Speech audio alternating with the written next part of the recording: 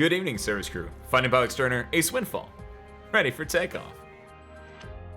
Welcome in, everyone. Happy Tuesday. What's up, Kiwi? What's up, Ali? Welcome in. We're back with Arknights on a wonderful Tower Defense Tuesday. And, wouldn't you know it, it's time to finish up the Guide Ahead story. It's really weird, though. Not just for that. But also, like, I have nothing here. Which, that's not that crazy, right? That's not that weird. That happens sometimes. But, like, if I go here, like, since I'm actually caught up in the story, there's just nothing here. This is the most, like, tomorrow, if this, does this actually close tomorrow, technically? This will still probably be here until the new event pops up, so there's no way that I would ever see this blank as well, but, like, this is the most empty I've seen this ever in my life, I think. I could be wrong. I might have done this exact same thing, like, 2 months ago. I don't know. But, like, I see this rhombus, and I'm a knower now. What's up, you? What's up, Ben, by the way? Happy Tuesday, welcome in. Hi. Look at this. Stay tuned. There's the little dorky smiley face here. Something novel is coming. What do they mean? What's the new event, by the way? It's a Chong event, right? I don't know if Chong is actually in there or if it's like just a cameo from him, because I know it's the writer, like the scribe boy, and it's Lazy.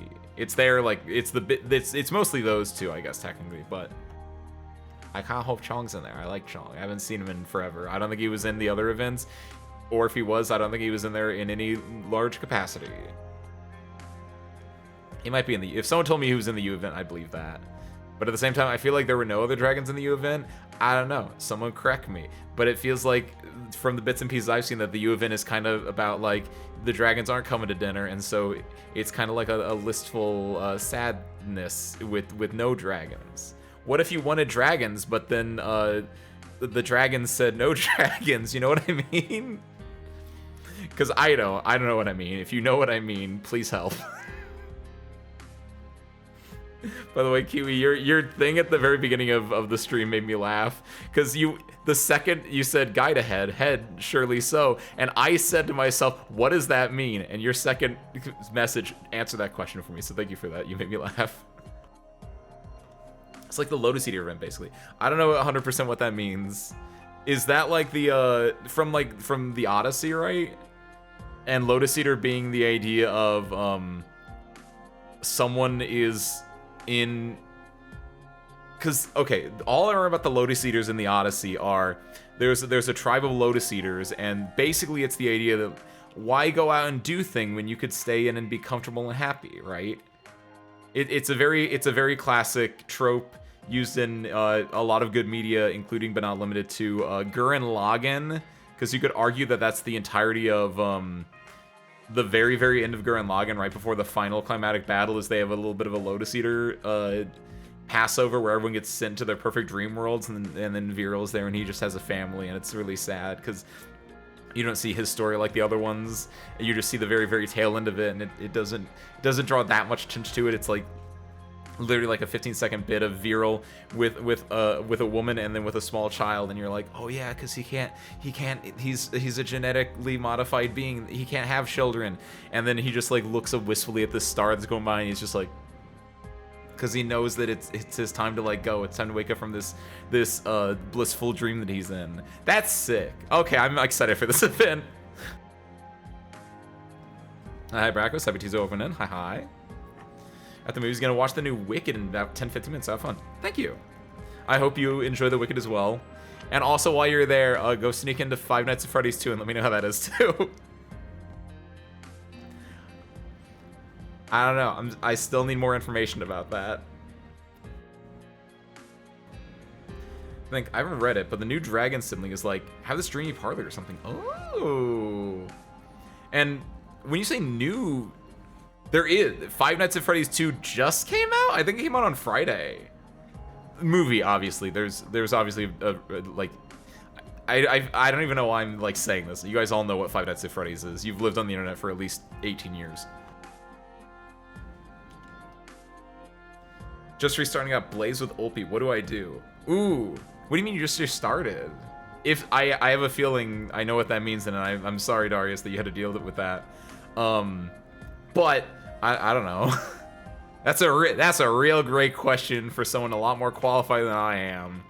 I would say play the game. Specifically, I guess, going through, since there's not a main event going on right now, if you have to restart, just start working your way, chugging your way through the main theme, right? You got to get up through, not necessarily everything, right? But that will get you a good bit of stuff. If you need to, like, hit it, like, going through the main theme is really solid, like, starting point. Especially because if you have, Ulpi, I don't know how insane Ulpi is because I don't actually have him as a kit. But, like, working your way through here is really good. And then other things you can do are, over time, just work in a few of these other stories. But really, just mostly working in this is probably a good solid starter. And then over time, this is a bit of a weirder menu than the other one in a way. But you can go through other events as they kind of show up. That might be a bad example of one. Go through other events as you can. This is a decent one. And then you can do, obviously, these, bad example. Do, like, what's an event that I haven't, oh, hold on, I actually know the answer to this. You can go through, like, events, and then, if they have this thing down here, you can click on this, and the more stages you do in the events, you get little bits. Like, you get an operator, you get, their pot six-ness, different bits. I don't know. In short, go through the main story, go through the main story, and also check out these things and just see what looks interesting to you. Oh, here you go. This is a much better thing. Main theme, and then like just be like, oh, I kind of know who W is. I'm interested in this. I know Calcid or Passenger. I know Enchilada, Dejin Brecher. My recommendation, go read through Syracusa or play through Syracusa. Either or, I'm happy with it. These are my favorite ones, IMO. I don't know why I said these are my favorite ones, IMO. That's kind of redundant, but you get the point. Oh, also, obviously, if you're just starting out again, hit up these as you can. I always forget about talking about these, but yeah, this is the your daily farming for, like, money. This is your daily farming for EXP tokens, or EXP cert. What are they called? Battle records? Battle records. So getting through those are pretty good. These are probably your second priority of getting your skills up. This is good for base. This is good for... This is kind of a later game thing. And also, whoever you want to upgrade, make sure you're getting their chips, right? Outside of that, I think it's all I got. Also, yeah, I also have Blaze. I didn't really use her that much, but Blaze, very good character. She could... Blaze, Ulpi, again, I'm pretty sure he's really good. He'll probably do a lot of work because he's a new 6-star. But Blaze as well, just will tear through everything, right? What's up, Scots? Happy Tuesday, welcome in, and congratulations on your continued promotion. Continued promotion to Service Crew Chief. Thank you. Your monthly farming. So after you're done with your weekly farming here, you gotta go to your monthly farming. You gotta go to twitch.tv/@AceWindfall channel. Except remove the @ that's a YouTube thing.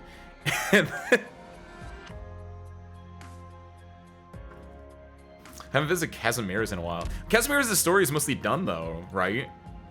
Like, talking about storylines, right? This is, obviously that's the main storyline. This is kind of just thrown whenever you can. I don't know. We're gonna get to that. This one's still kind of going on because this is definitely like a insane cliffhanger here. This is still going on because it's peak. Casimirs, to my understanding, it's kind of like not ended, but it's at like a stopping. Maybe it has ended. I don't know. I didn't read this one either, actually. But the way that this is set up, I always felt like an Obscure Wanderer is kind of like an epilogue to it. This is obviously still going on because there's like 5 more dragons theoretically. Realistically 4 more dragons, probably 3, but you could argue that this one's done, but they could also just pull more stuff up. I think there's a new event.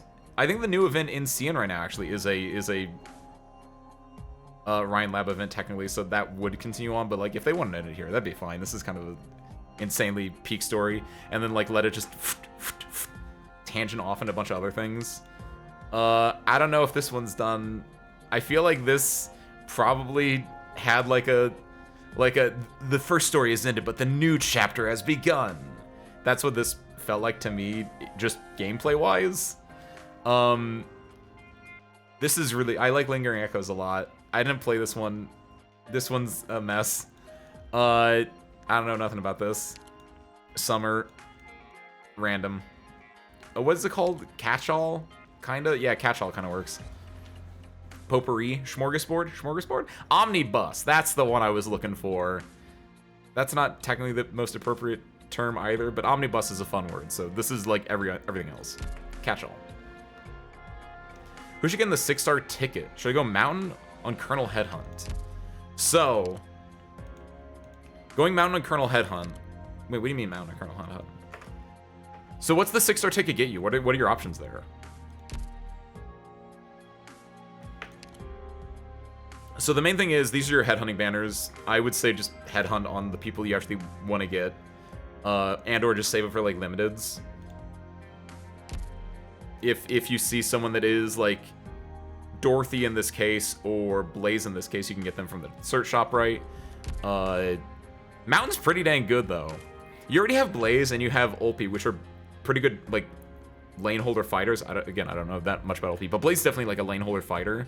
You can't really go wrong with Mountain, because he can hold a lane, and if you E2 him, he will do, like, a really good job of just staying there. He'll heal...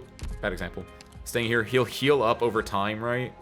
And so you just pop him down, you pop him down, he's a 2-block, and you just... Mountain Thorns, Blaze, Silver Ash, Someone. Oh, wait, okay, I know exactly what that is. I have that. It is the exact same one that I have then. So yeah, you have Mountain, Blaze, Saria, Exousia, Mountain, or Silver Ash and Thorns. Between Silver Ash and Thorns, Silver Ash is probably the better one, inherently. I feel like Silver Ash probably beats Mountain as well. So from there, it's kind of a Silver Ash versus Blaze, you'd have to ask someone more knowledgeable there. I would say these 4 fighters kind of take the same niche of they're going to hold a lane, they're going to kill things. These 2 might be better at lane holding, these 2 might be better at like doing the murder part of it. Exousia, if you don't have a good range sniper operator, very good pickup. I don't think she'll ever be like terrible. At worst, she'll be like slightly underperformed, but generally speaking, she's always hitting damage. Unless you're up against like the tankiest thing ever, but she can take out any like set of mobs. You can always take out like any flying enemies basically. And Saria is depending on what your composition, I would say for a new player, if you have the damage, go for Saria. If you don't have the damage, go for damage. If you have a lot of killers, though, like, Saria is such a good all-use tank. And if you get Saria, she can just tank and heal. Because the biggest thing with Saria is, where is she? There she is. She is a defender, she's a 3-block, and she has 3 really good skills. This is just a heal for anyone in the immediate tiles around her, for 1 person at a time, but it heals for a decent amount. This is a heal for everyone around her. Every, like 7 seconds, give or take. And then this is a really good, like, debuff slash enhanced damage on people. So if you think you have enough damage and you kind of want a little tank slash support, Saria is not going to let you down. Blaze is a 3-block, so she can double as a defender. Does she have the tankiness to back it up, too, though? That is true, though. Being a 3-block is really nice, because there are a lot of enemies that will be like, you need a 3-block to block this, and or just, maybe if you get rushed with enemies, right? I vote Exousia, because Blaze and Ulpi already have guards. I agree with that as well. Like, I would say Exousia or Saria, since you already have 2 guards, unless Silver Ash is going to, like, be the make or break for stuff, but I feel like you can probably pull it off without that, necessarily. No, Mountain is awesome. I got him in the last account. Mountain is pretty good. But I think because you already have the other 2 guards, it does diminish it a little bit in comparison, unless you have, like, decent range and defenders. The other thing with Silver Ash is he can reveal invisible units, which isn't insane, but it's always like in the back there is something good. He reduces redeployment time of other operators, which is always just generally good. And he can do true damage, right? I'm pretty sure he can do true damage, which is also just generally really good. She tanks but needs heal. Yeah, Blaze does. Okay, okay. She gets a re-heal at low health when she tanks. Okay. So she's got some things in there.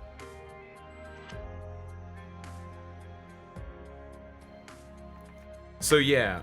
Oh, I see what you're saying, Ben. Because Darius already has Blaze in the first place, instead of getting Saria, which would be another grounded unit, getting a 6-star range unit is a lot more appealing. And I think I do agree with that. Like, part of it does depend on what your range operators look like, but yeah, if those are your only like 6 stars or only like really, really strong people, yeah, Exia will give you a really good balanced team comp to work out. Also, you can hold on to it if you want to. I'm holding on to mine. Because I still don't know if I want to use it on Silver Ash or Thorns.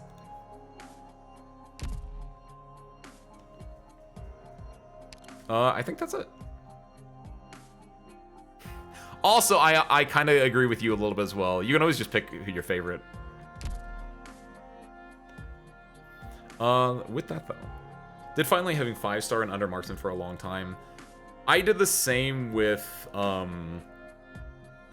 casters for a long time, I remember. Nowadays it's different, because I did pull a lot of really good casters, but for a while, I think Ifrit was my only real 6-star caster, and Ifrit is definitely a lot different than a lot of the other casters in the pool, so I was running on, like, Absinthe and Lava. And generally speaking, you can always, like, yeah, there are, what, 8 classes in Arknights, but as long as you have, like, 2 to 3 solid tent poles, you're gonna be able to breeze through 60% of the content. Once you get a few more, you'll get through the other 20%, and then once you get everything else, you can get the last 20%. And the last 20%, probably even smaller than that, is, you know, the hard stuff. That's IMO. I don't know. I made those numbers up. Don't fact check me. Currently, are Blue, Poison, and Meteor. You can do, especially if you're just starting out again, those would definitely carry, those would definitely, like, do a lot of work. Exusio will melt, but Blue, Poison, Meteor will always just, marksmen in general just kind of always just do DPS. That's just their thing. What's up, Aeon? What's this for Vards? Welcome in. Get over here, nerd. Also, Meteor's got some really good skins, which I don't think I can get the best one, because I feel like that's one of those cheap, not cheap, cheater ones that, like, was a login event and they haven't put it back in yet. Yeah, this thing. Shame. It's dangerous out there. Bring a friend. No use spare parts. That second mirror is good. I used it for a long time. The second mirror, the one that I'm using right now, I do like it. Like, I don't get the peak one, so I'll take the second peak one. Fine. And also, like, even without the skin, I don't know. She just works. She's just a solid design in general. At least it wasn't like the cardigan skin. But cardigan skin havers rejoice. We got her. Did I have to go through strife to get her? Literal strife? Yes. But I got her. Look how cute she is. For a character I will never use in my entire life. Okay. With that, though. Do we have anything else? Anything, any pressing matters? Should we get into this?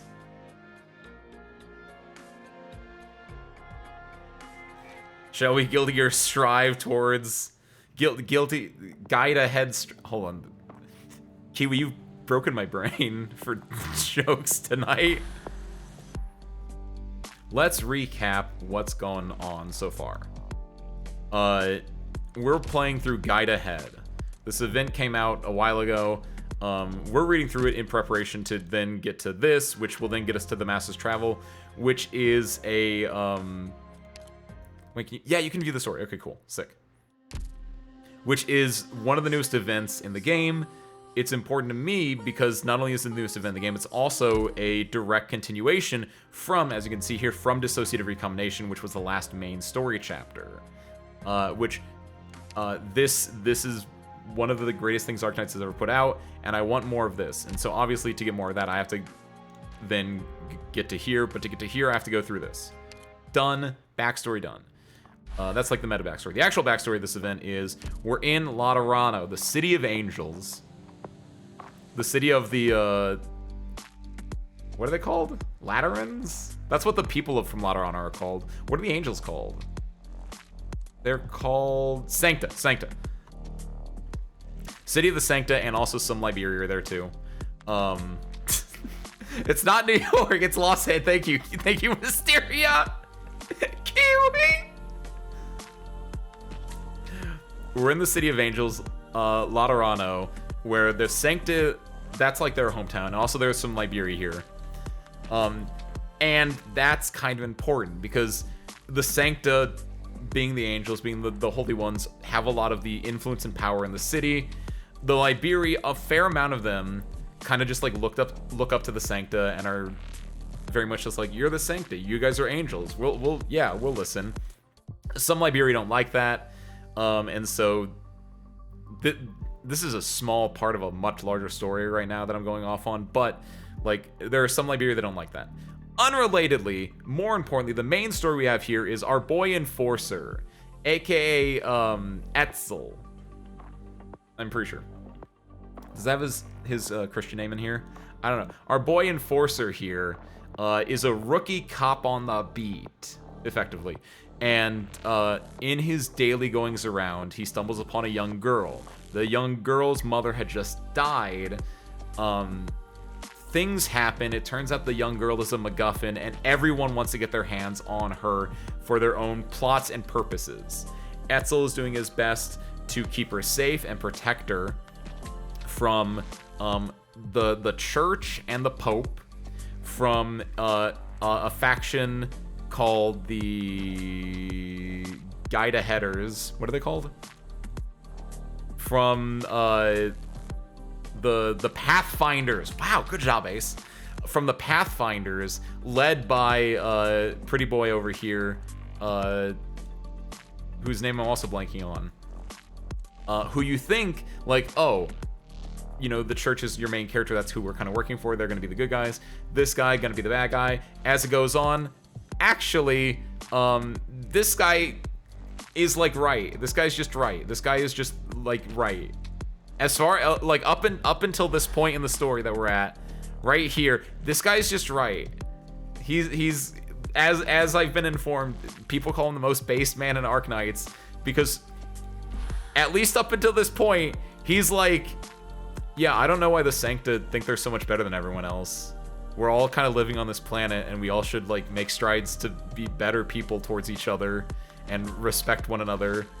We shouldn't have these classes and divisions and strife. And he's right. And they hated him for he spoke the truth. And so there's divisions going on there. He ends up doing the classic throw a smoke bomb at his feet, he disappears.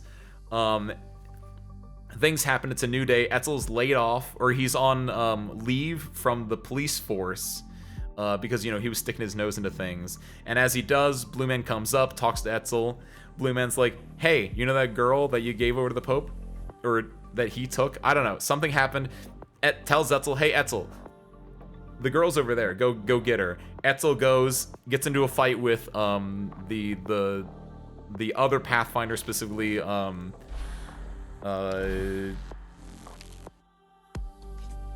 nope. With Orin, who, while that's happening, Enforcer over back, Executor over here shows up. They do a really cool buddy cop, I got your back kind of deal going on. Bada bing, bada boom. He goes up. The bells are ringing, as in the title of the stream. Somehow the young girl has made these church bells that have been silent for millennia. I don't know if it was millennia. For a long time. These church bells that have been silent forever. They're ringing because that girl's there. The Pope, in his far-off land, he hears that. It's not far off, like down the street. The Pope hears the bells. All the Sancta hear the bells, and they're like, something's going on right now. Those bells ain't supposed to ring. Hold on. Is a new saint being sainted? Canonized? That's the word. And that's where we're at. Where a young girl has rung some bells. Is she a new saint? Is she gonna usher in a new era for the Sancta? Are they gonna get rid of their bigoted ways? This is the girl, by the way. Her name is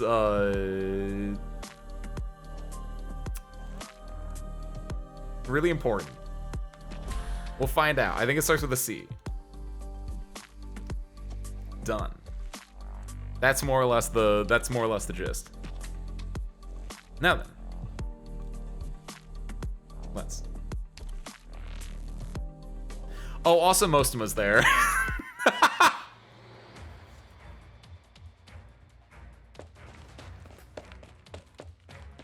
So yeah, Orin and Executor fighting.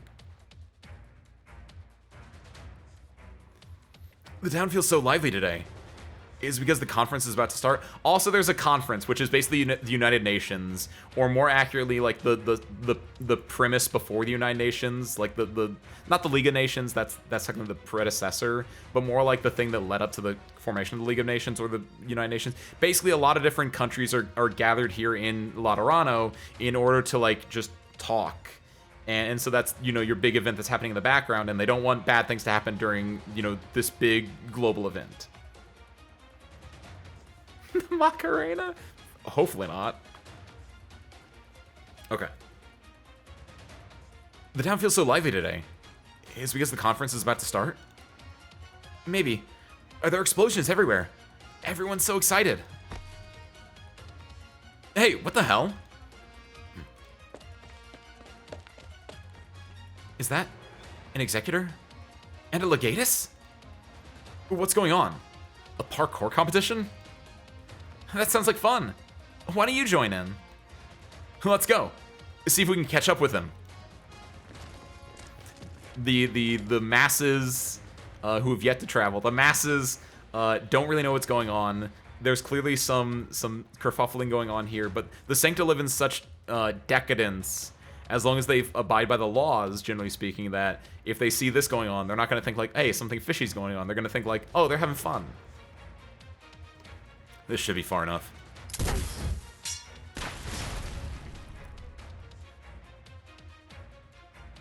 Ugh. You're a stubborn one, aren't you, Federico? As are you.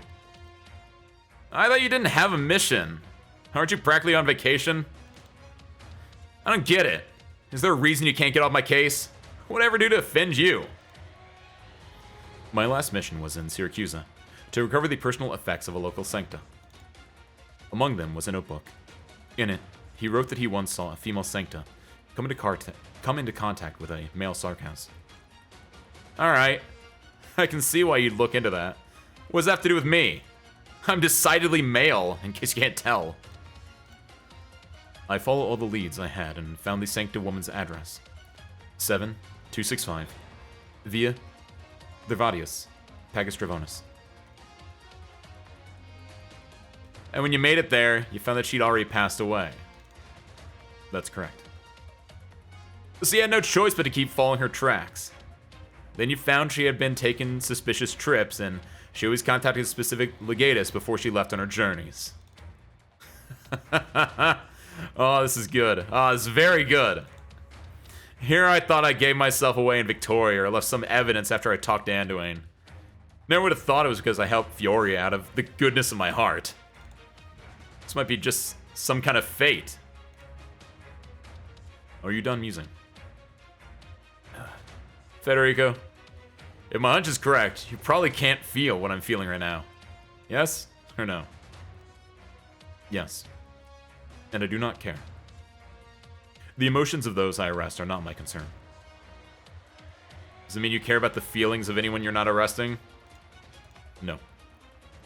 You and I are the same. Neither of us cares for empathy. The way I see it, we could be great friends. Actually, I think Laterano could use more people like you. Someone who doesn't let their empathy get to them. Always doing things by the book. I don't disagree. Perhaps I could pay you a visit in the penitentiary after your trial, and we could discuss it more.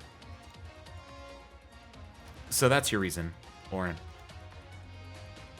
Well, here comes the worst of my troubles. How must an honest-to-God, good guy like me be blessed with such rotten luck? Good day, Cardinal Velov. Good day, Executor Federico. The 7th Tribunal will handle the traitor from this point forward. The Norial Hall's involvement is concluded. Please send a copy of your report on this matter to both the 7th and 1st Tribunals. This is my authorization code. Confirmed. In accordance with all relevant regulations. So, would you like to go back to your vacation or join me in arresting the Estray? It's up to you. Vel, has anyone ever heard Federico say goodbye to anyone? You can stop trying to cozy up to me. I thought you were here to help me. If you were here to arrest me, you could have waited until Federico was done, right? Of course. It's possible that he couldn't take me, but that wouldn't mean you had to send him home, right? I simply realized that you might be more useful than I expected. When I read Federico's report, I thought you were just Anduin's helping hand. But it looks like you're not as much of an imbecile as I thought. I'm honored. Cecilia's existence is a threat to Laterano. You don't want this threat to be wiped away. Not because you want to see it executed, but because you want to use it to make a deal. Really makes my heart ache, Such a windfall. But no one's trying to touch the pile of money. I'm the most faithful to Laterano a man can be. Honestly. You know that, Velov. I'm His Holiness's biggest supporter. His ideals, anyway. But you don't agree with the way he does things, correct? Like this conference, for example. You don't think there's any point to it. You think there is? Velov, how much do you know about Victoria these days? You understand just how close we are to war. And at a time like this, His Holiness put up all the political capital he accumulated over the last couple decades. But even though he managed to get most of the countries to bend, the envoys who showed up, they hardly have any weight. In more peaceful times, maybe we could use this as a foundation and slowly pave our way forward. But we don't live in peaceful times. There's no time for us to dilly-dally around if we actually want to see his ideals put into practice. I saw a lot of even dirtier moves in Victoria, with my own eyes.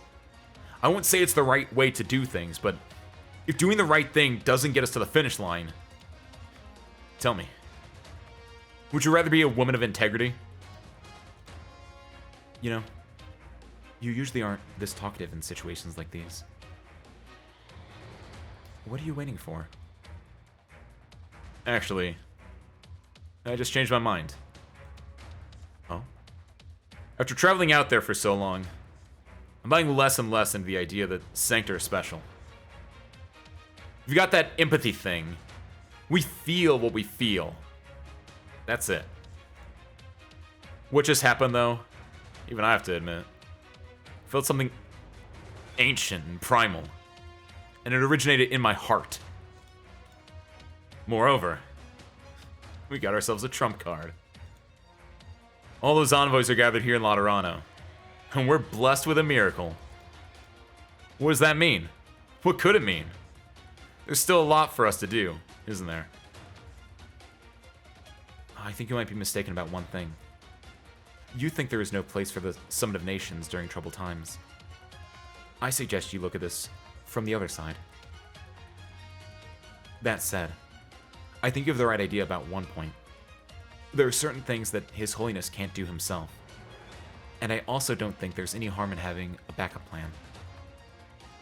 You're a lucky man, Orin. I do have use for you.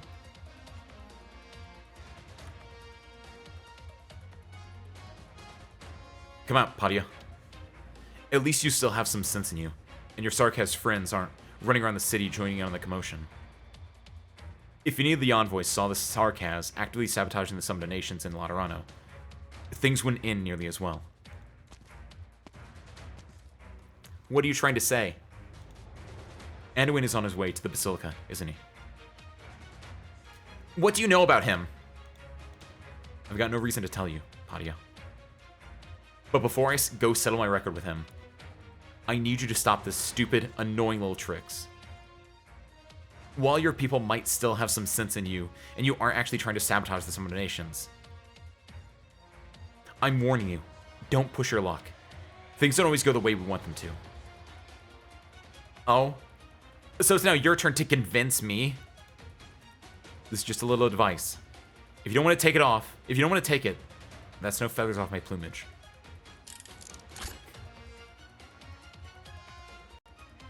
Fiametta, tell me, what are you thinking? What else could I be thinking? I'm doing my job. I'm settling the score. It's not that complicated. Why did you leave the Pontifica Corps 8 years ago? They don't get to leave the city. Only the Notarial Hall does. What's it matter? Why ask about that? I don't know what you're brooding about. Maybe put your hopes on me for something. But I don't really get what your whole thing about Lateran Liberia is about. And I couldn't care less about it. A teammate I trusted betrayed us. One of my friends got hurt because of it. And another got exiled. There might even be traitors who have eyes on them because of it. I made this mistake once. And I won't let it happen again. I'll protect them. It's as simple as that. And I'm not going to apologize if that doesn't fit in with your fantasies. Don't get cocky, Mostoma. In the same position, wouldn't you do the same? You're right. I would. It's true. I've got a fantasy. But so what if it's a fantasy? Fantasies, ideals. If I didn't chase the things I once believed in, I wouldn't have made it this far. Maybe I'm too naive to entrust others with my ideals. But I have no regrets. I don't get you. That's why I'm not going to back down. Even if everything I'm doing seems stupid and annoying to you, it's my mission. And I will see it through to the end. If you want to stop me, you'll have to take me down. Very well, Padia.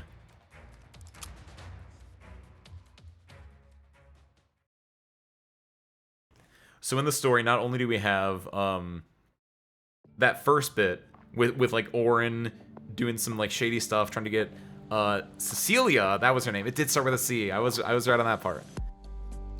But yeah, the little bit that I mentioned about the Lateran Liberia, that was Padia right there. And Fiametta specifically, if you have Etzel as the rookie cop on the beat that gets thrown into this big conspiracy or this big happening, right, as your true protag, Fiametta's thriller story is that she's out for revenge in a way. There was the team of 4 people 8 years ago of Fiametta, Anduin, Mostoma, and Lemuin. Anduin effectively, more or less, kind of, sort of, betrayed the team, made Mostoma fall, injured Lemuin, and Fiametta was not there to fully understand what was going on. And because angels have like their empathy telepathy thing going on, they kind of understood each other, but Fiametta as a Liberia was not in on any of that, kind of came late, saw the aftermath of whatever happened, and so she really does not like Anduin. And so she's kind of like on a revenge arc right now the entire time in the story. And it's coming to a head right here. Let's see how this works.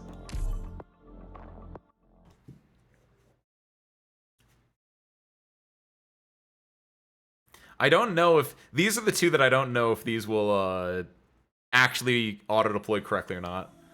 Everyone, prepare More to than deploy. anything else, Please oh, I keep in remember mind this one. coordinated actions I during remember this victory. one too. This took so many tries, and I think a lot of characters die. I think this becomes a, because I had to throw gravel in there specifically because there's at some point, yeah, these guys start like shooting, and I think more and more and more just keep coming in, and they're just really overbearing. So I had to like get gravel in there, just to like take aggro. I remember. Everyone, focus on fighting. Just leave treatment It's to gonna me. get real interesting. Yeah, and they like sneak in through here too. Oh my god. Everyone, hang in there. I love that gravel is still deployed, by the way, right? What am I cooking right now? There it is. Okay, that makes more sense.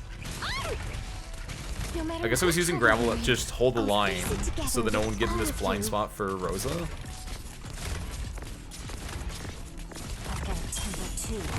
Oh my god. I threw Lappy out here to clear these things. Lappy couldn't handle it. It looks like I replaced her with her target, but I wonder if that's because Lappy originally died in my original auto deploy. What's going on here? She's still alive, which is surprising. There we go. We're rebuilding the fortifications back here now. Deploying Texas last, so Texas will take the brunt of it, and so Vigil won't, or Vigna won't take as much, I guess. It looks like this might pass. Now, tear them to shreds. Texas doesn't have any healing though, the way that I have this set up, so that's kind of goofy. But these, it looks like this is all the remaining enemies. I could deploy. I do end up switching out there and there. Okay, yeah, this should work. Nice. Easy. Wait. Where's the... Oh, there he is. And then just gank him at the end there. Oh, he's got a lot of... He's tanky. Say no more. My fully upgraded Hage. I guess I got a lot of resistance on him. Easy. What do you get from here? Wait.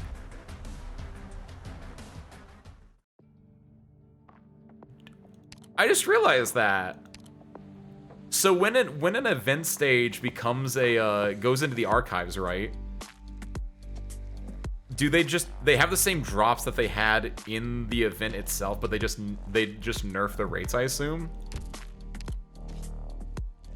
Huh. Extra drops. Low drop rate, and I somehow got that over the Loxicle. Sure, whatever. Huh. But there. Fiametta is able to hold it off. Let's see if we go back to Cecilian Etzel here.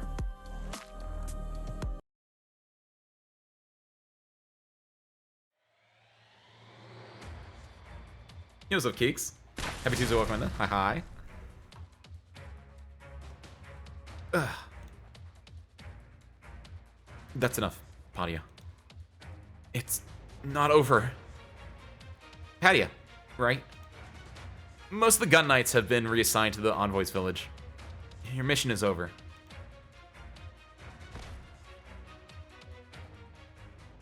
I don't really get it, though. It's not like Anduin doesn't know who the most powerful guy in the Basilica is. Why the whole charade? He probably wanted to make sure he got an audience with His Holiness. Huh? You were actually listening to Linuan? This has nothing to do with that. He's free to settle his score. But that doesn't mean I'm letting him get away. Sure. Shall we get going? Once we get Padia settled in. Right. That's right! The most important CG from this event has not been shown yet. Oh my god, I'm actually really excited. Blanket nachos. How should we face this revelation? These mysterious, indescribable moments. These ambiguous, yet to be explained urges. These unascribable, esoteric intuitions. Where will it lead us? What kind of choice does it want us to make? Or perhaps, this is merely a hallucination caused by the fatigue of life. But revelation is called as such only because we willingly believe it. But revelation is called as such only because we willingly believe in it, or we're told to believe in it. We could even say that if we knew it to be absolutely temporal, even if we deconstructed it into ice-cold objective logic, regrettably, man will still shine a spiritual light upon revelation. Thus, when this cruel reality befalls us, the cowards can point fingers at the ambiguity of the revelation, while the devout can repent their insufficient understanding. In any case, we can at the very least ascertain that we ourselves are not the root cause of everything. Anduin, I was expecting you. You don't seem surprised at all. I can't say this was the result of any particular manipulation.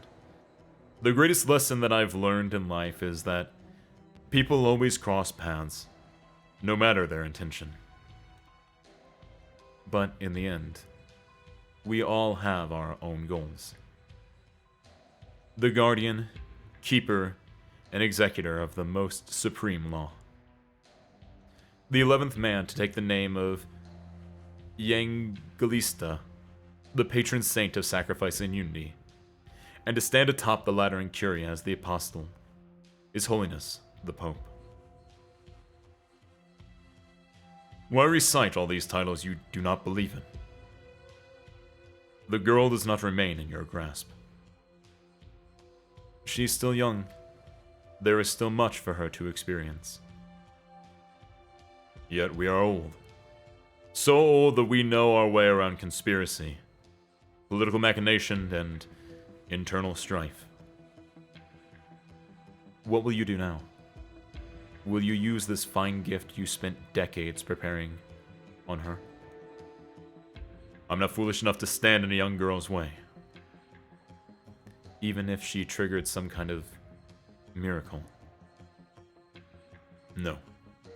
This miracle is Laterano's. It belongs only to Laterano. God's grace has fallen upon us. There is nothing more to it.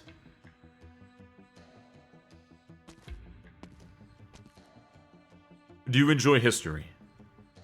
I love history. For history to become history, you generally need an origin point, and when some kind of variable is introduced to stir up the water and form ripples, those ripples are history. What of the object that was thrown into the water in the first place, then?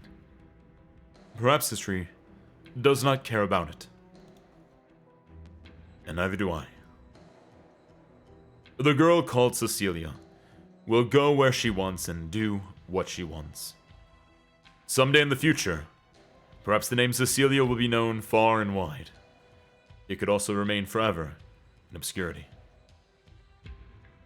But it has nothing to do with you or me. It has nothing to do with the both of us. We have a mutual understanding regarding that, do we not? You make yourself sound like a kind grandfather sending his granddaughter away. This is nothing more than you getting what it is you seek. You now get to explain this miracle. In exchange, Cecilia earned the right to leave this place. This cannot even be called a trade. She never had the right to choose. No. I never wanted to do anything to her. Laterano had stood for millennia, and neither should it, nor shall it, ever waver for a mere mixed-blood child. I only hope that apostles, before and after you, feel the same way. And that those expunged names were not erased for nothing. We cannot ask for too much. Sins shall always be sins. Only time can wear them down. And it wears them down to the point that no one remembers they were once sins. I cannot cast blame on our forebears' cautiousness. However, neither shall I accept those sins in order to cover them up. So long as our mutual understanding stands. Am I right? they're just walking around, talking around. As I said, it is very boring to grow old. Thanks to all the things that we experienced in the past, we are always fearful, on the fence with just about everything. The old don't have the luxury of possibility, Anduin. We have no choice but to continue down the path that was already laid. A path that was already laid. That goes for you too. I know of your journey. My journey. Right. I once journeyed, and I heard the purest of prayers and the most vicious of curses. I stepped into sumptuous palaces and plucked my shoes out of bloodstains. I saw shameless sinners beg for mercy, and I closed the simplest of caskets on innocent children. It was always the same. Their cries always died down, and their tears always dried up. And I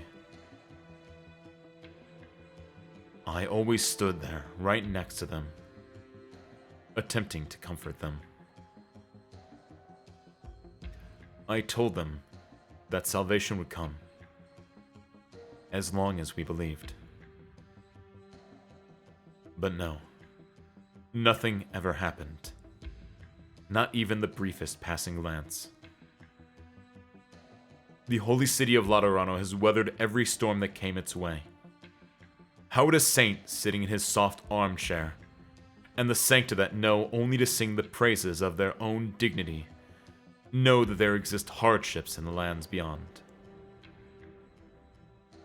All the hopeless penances, withered consolations, and deafening silences.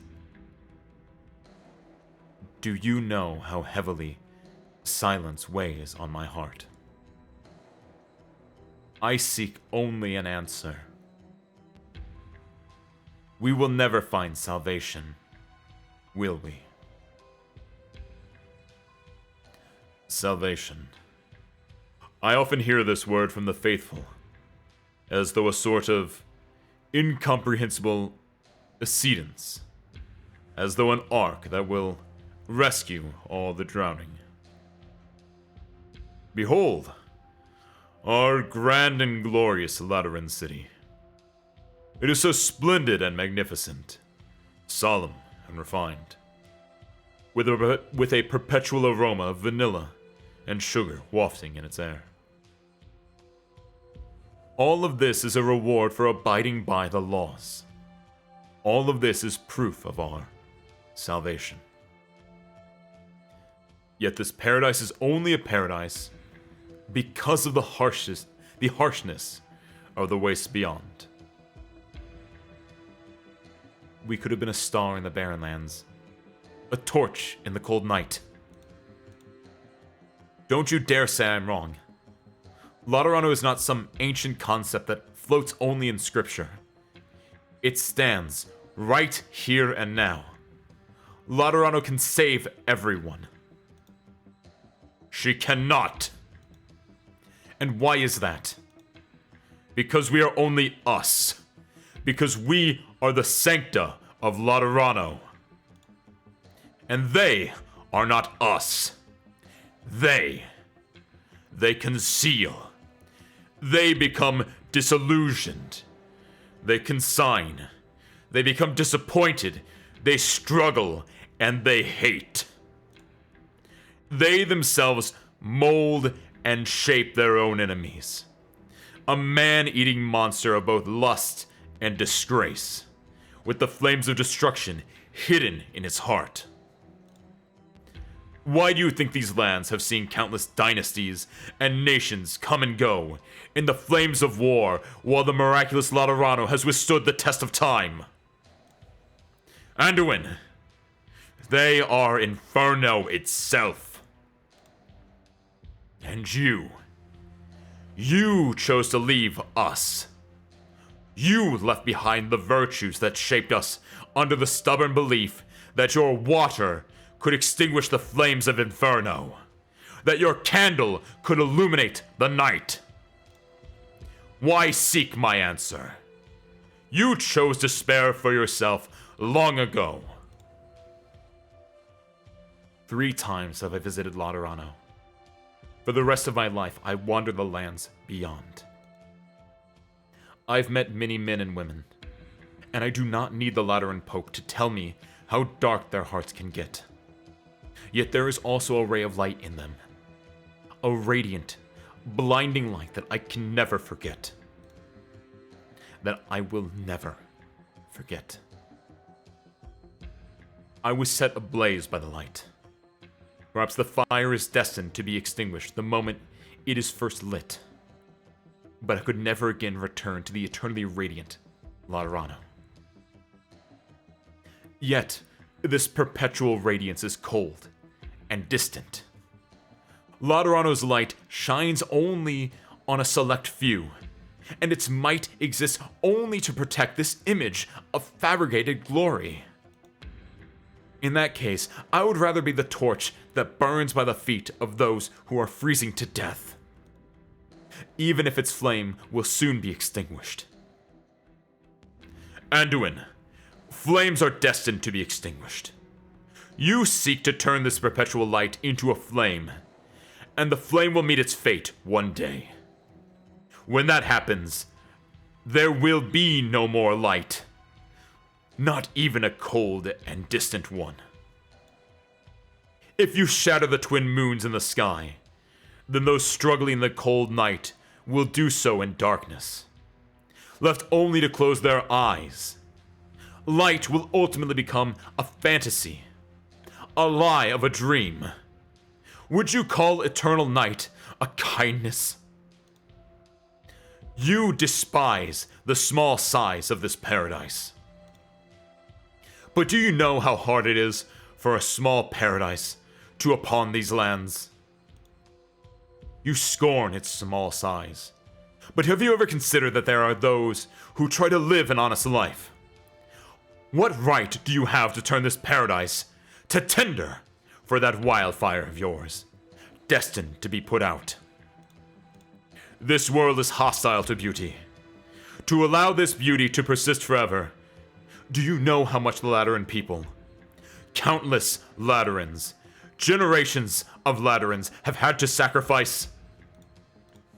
Anduin, who are you to so handedly deny all this with a few trivial words? Preposterous. There are those trying to live an honest life in Laterano. But does that somehow make the lives of those outside any less real? They hold out hope despite their hardships. They follow the scriptures and the laws.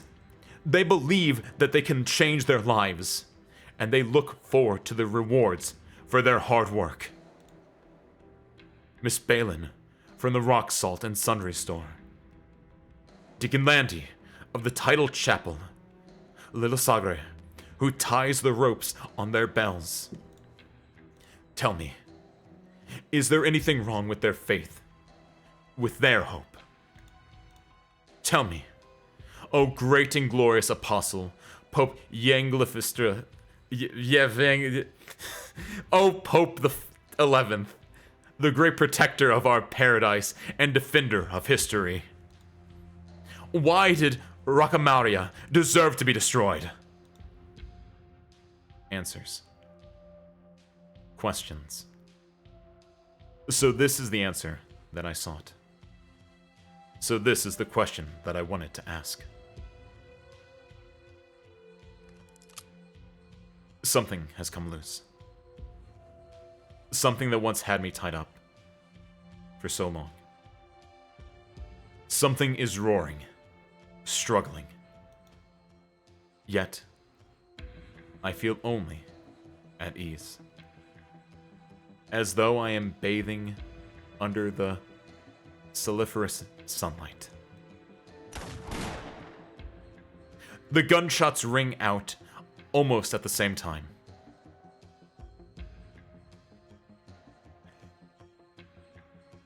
This CG goes so hard. And also, oh my god. I now understand. I now understand. Like, in the lore, right? If a Sancta pulls their gun on another Sancta, they fall. I don't see horns on either of these bad boys right now. That's insane, lore-wise. That's insane. Oh my god, Anduin is so based.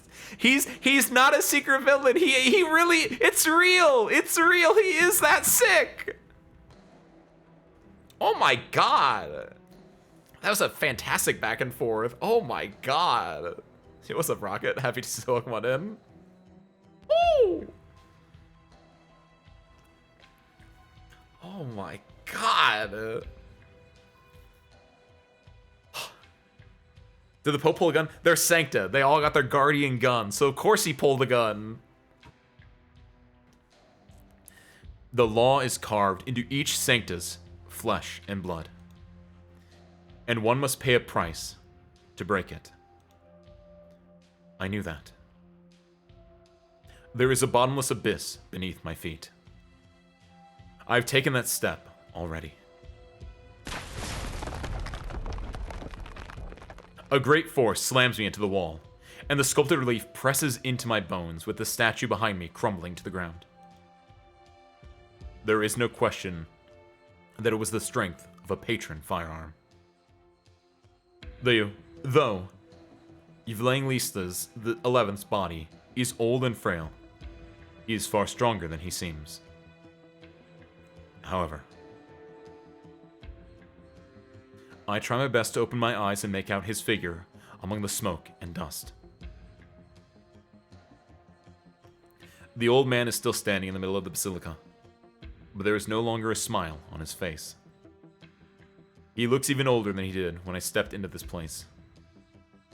But the halo above his head shines as bright as ever.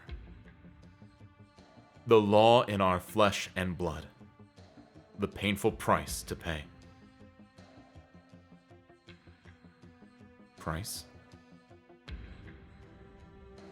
Then, I realize what the question here is. The halo above my head is not glowing any darker than it used to.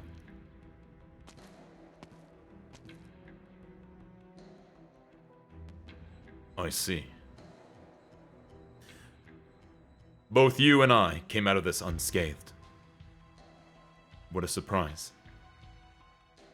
It's worthy of celebration, though. I was prepared to pay the price. You're a pious follower, Anduin. Perhaps that is because you were not born in Laterano. In Laterano, we don't believe in our faith, do we? We live as part of faith itself. We Sancta have been its prisoner, ever since the very moment the halos above our heads started to glow. It? What exactly is this law that we, the Sancta, believe in? What exactly does it mean to fall? Throughout Laterano's long history, each apostle has had the authority to interpret the commandments and derive from them new rules and decrees, even placing them above all others. Laterano is built upon this law. All Sancta know: violate the rules, the commandments, or the laws, and you must pay the price. The fallen Sancta are no longer connected to all other Sancta. Their patron firearms reject them. Fallen Sancta are no longer Sancta. What is a Sancta? A Sancta cannot point his firearm at another Sancta. That is a commandment, and it is also our instinct. Just like how a man cannot bring himself to take a step forward off the edge of a cliff. Of course, there are those who can, and it seems to me you have more than earned the right to speak to that end. What makes me different from her? I told you the commandments are instinct. And I told you the commandments are interpreted. Surely, a man of your intellect can tell those statements are mutually exclusive. If the law was a constant, then the interpretations that were added over time, throughout our ever-changing history, could never have been instinct. Correct. But you are wrong. But you are calling the wrong premise into question. The law is naturally constant, but our interpretation isn't really as ever-changing as you are making it seem. Interpretation isn't a coincidence, Anduin. Do you understand? You said, the old doesn't have the luxury of possibility. The law is much older than either of us. The Apostle does not interpret the law. The law interprets itself. Why do you think the law is capable of this? Take a look at these. Oh, my apologies. I made such a mess here. These structures, statues, stained glass, the exquisite domes and frescoes all around us. Do they seem like they have constructed a particular illusion for us? Do you recall the revelation? If we knew it to be absolutely temporal, even if we deconstructed it into ice-cold objective logic, regrettably, man will still shine a spiritual light on it. There has only ever been one true law. We are to continue our existence. Who are we?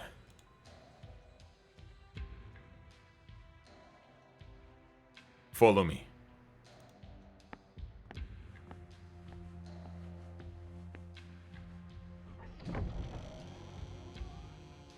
This is such a good scene.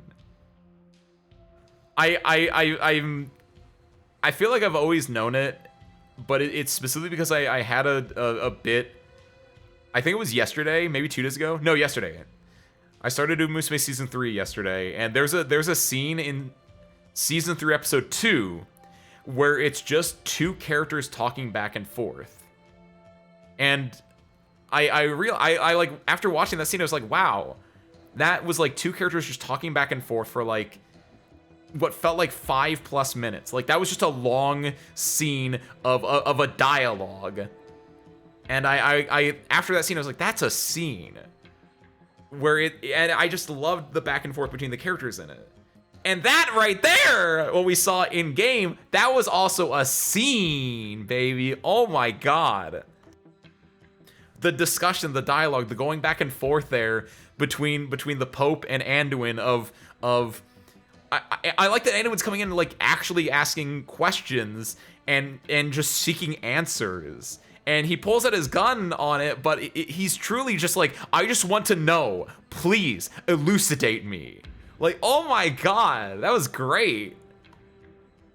Yo, what's up, Harmonica? What's up, Toaster? Happy Tuesday, welcome in both of you. Hi. Ace, did you see? Next up to again the last of the Ian voices. We got the wait, really? Outside of operators that are obviously not getting Ian voices. Wait, what does that mean? When you say outside of operators that are obviously not getting Ian voices, you just mean like the cats and like the like collab units and stuff like that? I didn't notice that. That's insane, actually. Cool. I'm immersed, but I have zero idea what led to this. I feel that, Darius. You definitely missed 6 other, technically 7, maybe 8. Was there a mid role in this one? You missed probably a lot, but like basically Anduin, who is kind of set up as the villain, actually is just like, no, Pope, really, like people are suffering out there. Why can't we like let them come in? And the Pope's just like, that was so good. That was such a good scene of of the Pope just being like, we can't let them into our paradise, these heathens, these infernals, and anyone just being like, why not? What are we? What are the sancta? What are the laws? Just actually just being like, I don't understand this. Please tell me what's going on here, because there's clearly something more into this than he knows. And we, or at least me and people who've like know Arknights lore deeper on, we know that when they say Lateran is built on the law, they mean literally built on the law. Why can't cats have an English accent? The crazy thing is, for some reason, I forgot who mentioned this, but like, if you go to, speaking of the cats, if you go to Miss Christine, you can select English as a voice for Miss Christine. And when you do, it's just nothing. Why did they do that? Like, just either don't have the language or just copy and paste the meows. Like, why are there other languages for Miss Christine that are just silent? Let me just put my cat on mute real quick. Boop. Oh my god. There's like fan art with Teresa and young Yivang. What's the thought with that? Oh, I guess because Teresa is wait, Teresa. Why have Teresa and young Yvette? Is that just a thing? Because obviously Sancta and Sarkaz, and like I don't know if they had. Did they have a connection before? I don't know if Teresa ever bringing this up, obviously, but like that's interesting. Look at Anduin. Look, Ace. Look, Anduin is in the light and the Pope is in the shadows. Oh, that's really adorable in that CG. I like for real. Like Anduin is the villain, is the antagonist of this story, but like. He's spitting real truth. He's like he is in the right though. He's 100% in the right. That's the part. English is nothing. Nothing is English. Filled is empty. Empty is filled. This is not a Confucius, an Eastern spiritualism event, Kiwi. This is Western spiritualism. Thank you. So that means it's guns and the Pope.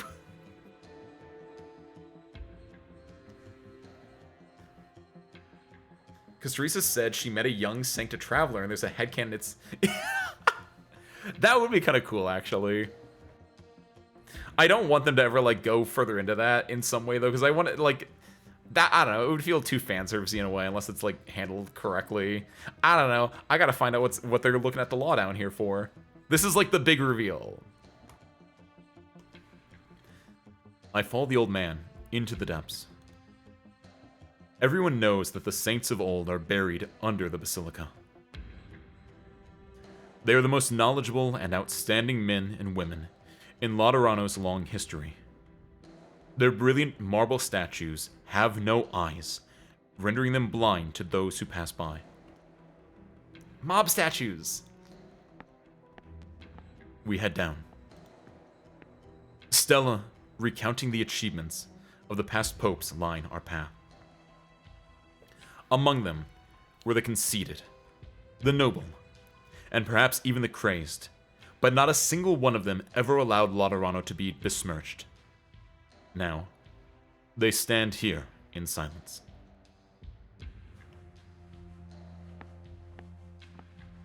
We head down. This is where the oldest of the saints lie. They were the ones who plucked the sancta out of chaos. They were the embodiment of all the virtues of mankind. All those who came after merely imitated them. Their nameplates on which their miracles are described are dim and lightless. We head down. I do not know where I am. For as far as my eyes can see, nothing here has never been mentioned in any text or literature. I cannot understand any of this. This should not be part of Laterano. A low humming sound fills the entire space around us. Strangely, I find myself flustered by all this. It is not the answer that I sought. It is not something man is capable of establishing or interpreting. It is not something that interpretations, analyses, debates, or reforms could influence. It is not a matter of whether or not you believe in it, why you believe in it, or how you believe in it. After all, this is an undisputable existence. In such a manner, it exists. What is Laterano? What are sancta? I see. We are us only because it links us all together. It molds us. It is the criterion upon which all things are based.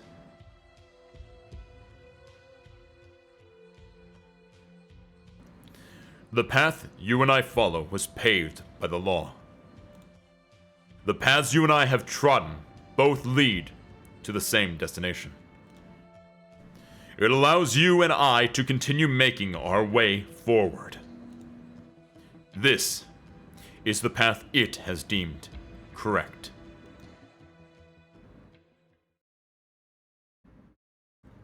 They don't even reveal it? Oh, that's so good. Oh. This is it like slow. This has been like it was like it hits it off with your classic thriller, catch it in with this, and then it like starts to like trickle in some Anduin. You're like, I kind of like Anduin. I kind of like what he's saying. He's saying like some good things. And then when Anduin starts asking questions, like, boy, this thriller where there's like something more beneath the surface keeps getting bigger and bigger and bigger. It's like an onion. It's got layers. But the layers somehow get bigger as you peel them off. Tifon's cute because she's purple, by the way. That's the correct answer. All right. Let's see the law. GA8, Shadow and Ash. When accumulated obsessions and the past burning fury collide, he comes to an answer. Why is Nymph so cute then? Cause she's pink, right? Cause Nymph's not purple, is she? I need an image of Nymph. Hold on. Whoa! Wait. What? Did they just add this? Why did this pop up? Cause I don't think I have Nymph. It might just be colors. I don't know. Cause like okay, Q operators, pink. Who else is pink? Gigi. Q, pink, done. What was the other one? Was cute? Purple. Purple. Cute. Done. I forgot that both pink and purple were cute. Okay. Blue. Cute. Done. Really, it's that all colors are cute. Black. Cute. Done. White. Cute. Done. Easy. Editor's note, or translator's note, you can swap cute out for literally any other adjective. It's quite literally the we rate dogs. They're good operators. Kent, what's the meme version of that? They're good dogs. Brent, it's Brent, not Kent. They're good operators, Brent.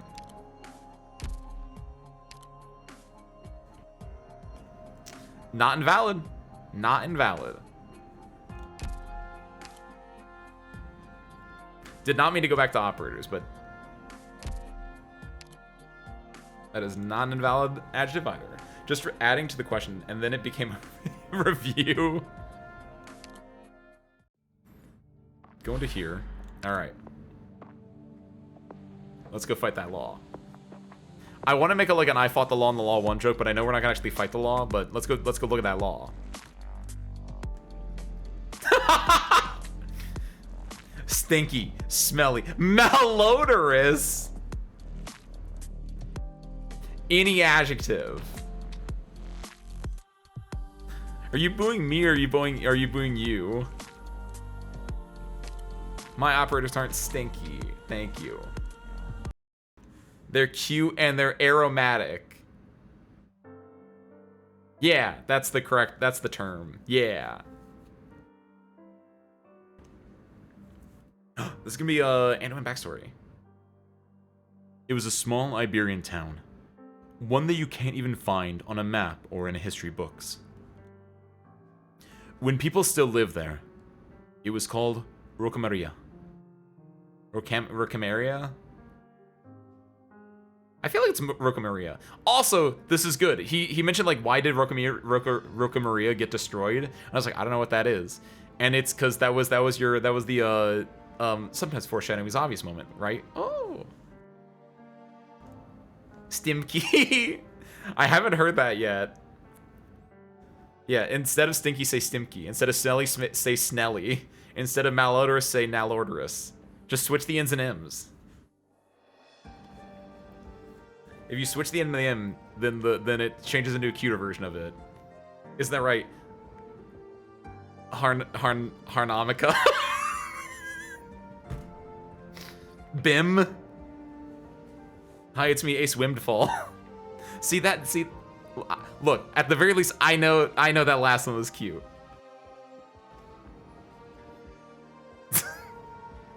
I think Utage is taller.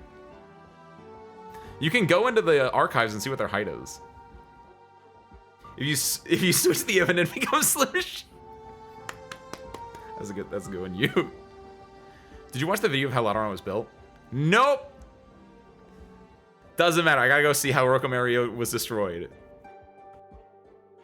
Lateran, you know what they say, Ben? Lateran wasn't built in a day. Or maybe it was actually. I don't know. When people still lived there, it was called Rocamaria.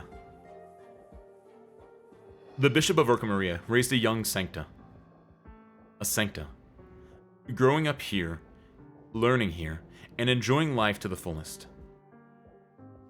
This was a humble and barren place, but well suited for the asceticism of a pious life. Except, after the profound silence, life in Iberia was always fragile, no matter how hard people worked. One plague, one famine, or one premeditated infiltration was all it took to bring everything crashing down. To save the hometown that, at the same time, was not his hometown, the Sancta arrived in the holy city of Laterano to ask for any amount of support. The answer he received was simple.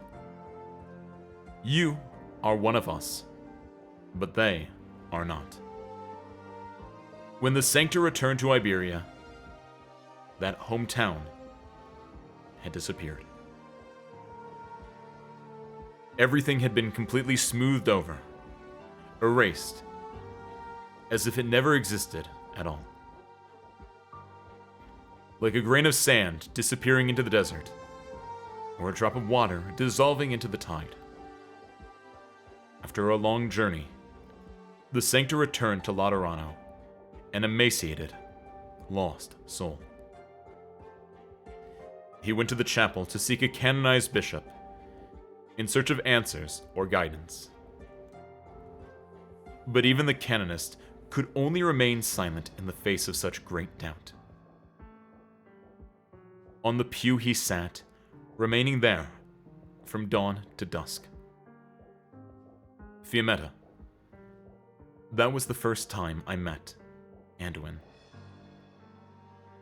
Wait, who's talking? I thought that was Anduin talking about his own story. Is that Mostema? Was that Yang?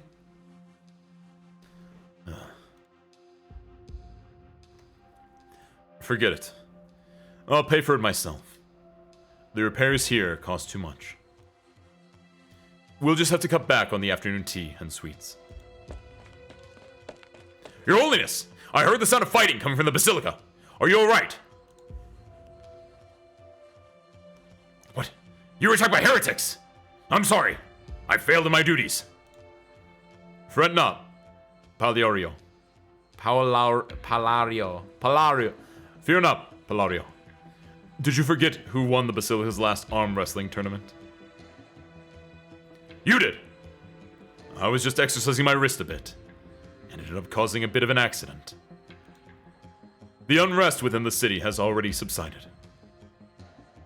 Yes, they've dispersed. I didn't even get a chance to grill. I know, like, what he means, but...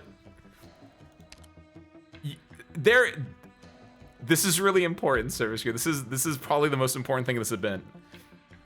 There's art of the Apostolic Knight at a grill, right? Possibly with an apron that says "Kiss the cook." Let my man cook. Let my man grill. He didn't even get a chance to grill, dude. Oh, that's so stupid. And I just want the one where it's just like, I just want to grill, and I just want the Apostolic Knight wearing that so badly. Excuse me, can I come in? My apologies. Your Holiness, I'm making a fool of myself. What I meant to ask was, the ones you asked for are here. Please, come in, my children. Salutations, Your Holiness. Good day, Your Holiness. I am Cecilia. Ah, welcome. You'll have to forgive me for the mess here. As for you two, what sweets do you like with tea?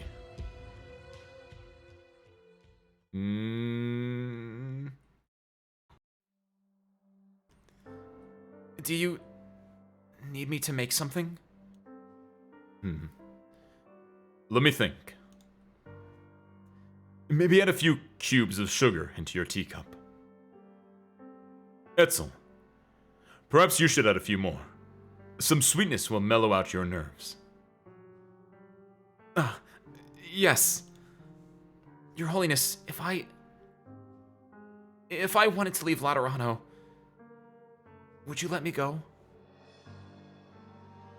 If I said no, would you obey me? Maybe not. Then go. Your Holiness.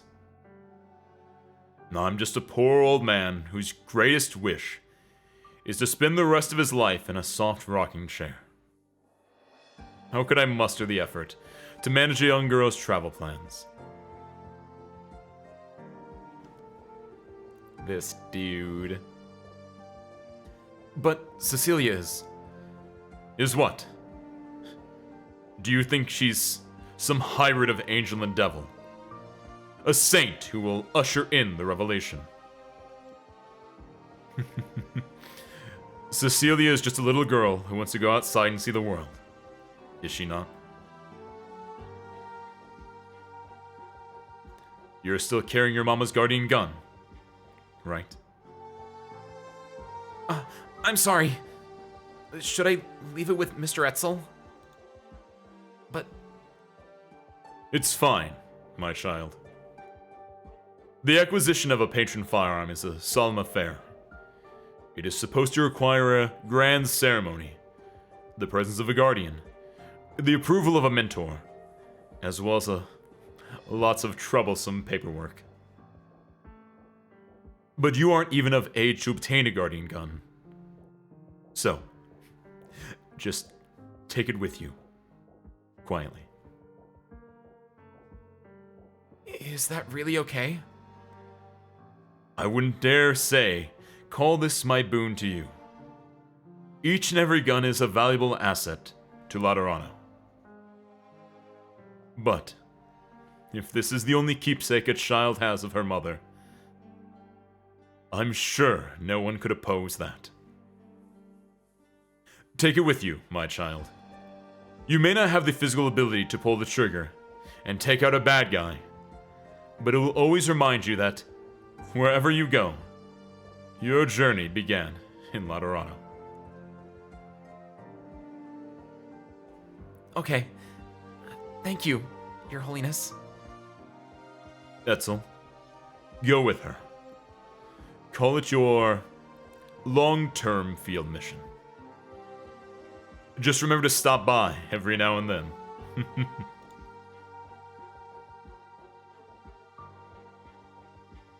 Do I really have the right to do that? Of course you do. Is this not the choice that you made? I will do everything in my power to fulfill this mission. Look after Cecilia as well. Alright. Now, be on your way. Time waits for no man. When you get to be my age, all you think about is taking your next nap. Mr. Pope, I promise to follow this path to the very end. In that case, I shall pray for you. This rat bastard Pope. Oh my lord. Your Holiness, are you satisfied with this outcome? I got to enjoy some sweets with them. I'm satisfied with that. The man has left, just as you instructed. Should I have kept him around a bit longer? Maybe a piece of chocolate would have cheered him up. Your Holiness, you're too soft-hearted. No, Veliv. The dream of becoming torches in the cold night is doomed to failure. For all of us. But serving a functionary a hot cup of tea, that's something we can always do. This world is hostile to beauty. May those who reject this aphorism find success. It is time for us to move on to the next task as well. Now that the riots have subsided, let's convene the foreign envoys. The revelation is clear. I will do what I must. Dang. How much time is needed to be able to guarantee a 6-star? Because I want to get Kirin Yato. That's, yeah, the big thing with that, Darius, actually, is, like Mystery said, true limited collabs guarantee at 120 pulls. But a question for anyone who's a knower. Kirin Yato was a limited collab, right? Did that get announced to get reran at some point? Because otherwise, I don't think you're going to be able to get Kirin Yato, Darius. At least not until they rerun that at some other point in the future. I feel like there is another limited collab outside of, I know there's the not Love Live, the Ave Musica collab, right? But is there another one? Okay, yeah, I thought like I heard something about that, but I wasn't sure initially. Okay, so yeah, if they are gonna rerun the Monster Hunter one, then yeah, you're gonna have to save a 120 for that.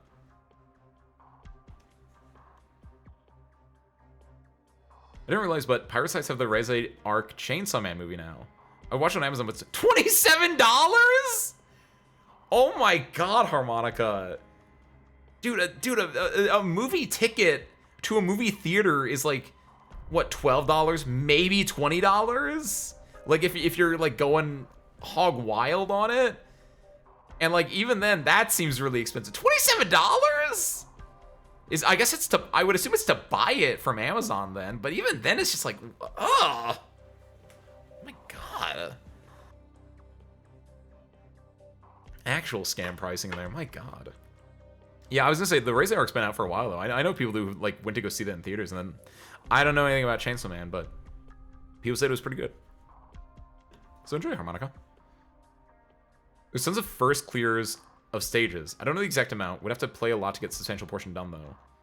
Yeah, if you're looking to get currency as a newer player, Darius, the biggest thing to do, I like showed the events and everything. The biggest thing to get, what is it called? To get like a Rundum or whatever the red pole currency is called. I think it's a Rundum or the red O currency. Been playing for 3 years. I don't know what anything is called in this game. But annihilations are probably going to be your fastest way to just get giant chunks of it. As well as just, yeah, first clearing stage, you're going to get a lot of OP, which you can convert into poles. Or you can use it for like skins. That's what I think a lot of people will use it for, because skins are using OP. But yeah, the biggest thing is probably doing annihilations Because you get, if you complete all the basic annihilations, which is, the one Chernobog one and the 2 Lungman ones, you bump your weekly cap of red currency up to 1,800 per week. And so if you do get that, that's 1,800 per week. That's what, a third of a pull? No, that's 3 pulls, right? Yeah, 1,800 is 3 pulls because it's 600 per pull, because it's 6,000 for a 10 pull. Yes. So you're getting 3 pulls a week off that. And then presumably if the collab is going to rerun, that's going to be in probably 4 to 6 months. Has it even reran in CN yet? You're going to have a lot of time to build up there. And every time you fully clear an annihilation, you get an extra 6 plus 4 plus 2 plus 3, I want to say. You get an extra, like, I think 2.5 pulls. And there's a bunch of those ones. So that's gonna be a really good way to just get a sizable chunk of change outside of than just, like, playing, doing your dailies, doing your weeklies. And you can build it up fairly effectively. Especially if you're looking to specifically, like, pull on that banner, right? He calculates pulls per month and exempt from November to next limited banner. Hey, look at that.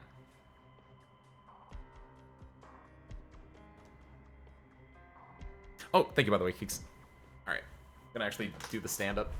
Get over your spare parts. I'm doing like a yacht pose. There we go. Hi. Hi. Man. Ooh. Felt that one. Thank you, Geeks. Okay. So, also, real quick, I don't know how... The Pope? Damn. Two-faced, duplicitous this man is. Going on about, like, his like, biases. His like, how he's better than... How he kind of, like, looks down at everyone that's not a Sancta. And then he's hanging out with 2 Sancta and he's like, oh, don't... He goes back to jolly old man mode. Oh, it's sickening in a way. Makes him a great character. But, like, oh... Oh, 100%, by the way, Keeks. 100%. Gotta get working on that room decor.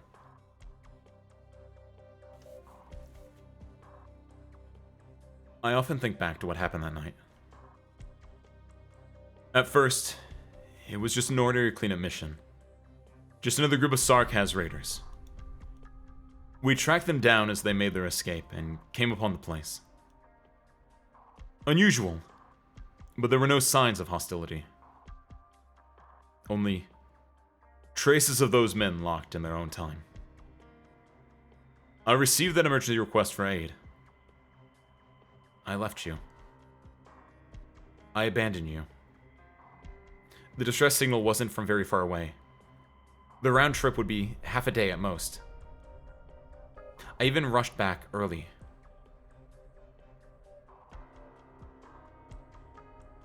I remember the mottled texture of the tiles under my feet.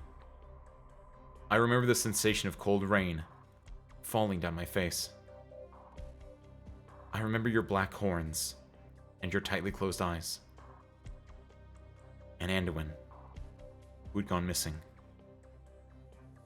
But it was just a cleanup mission. It was just another cleanup mission. Why did it have to happen like that? Where did it all go wrong? If I had never left, if I had stayed there, if I had been with you, would none of that have happened? At least it wouldn't have been... That by the time I arrived, everything was set in stone. It couldn't be undone. It's an awful feeling. Truly, unbearably awful. That the only thing I could do was watch. I should have been there to shoulder the burden alongside all of you.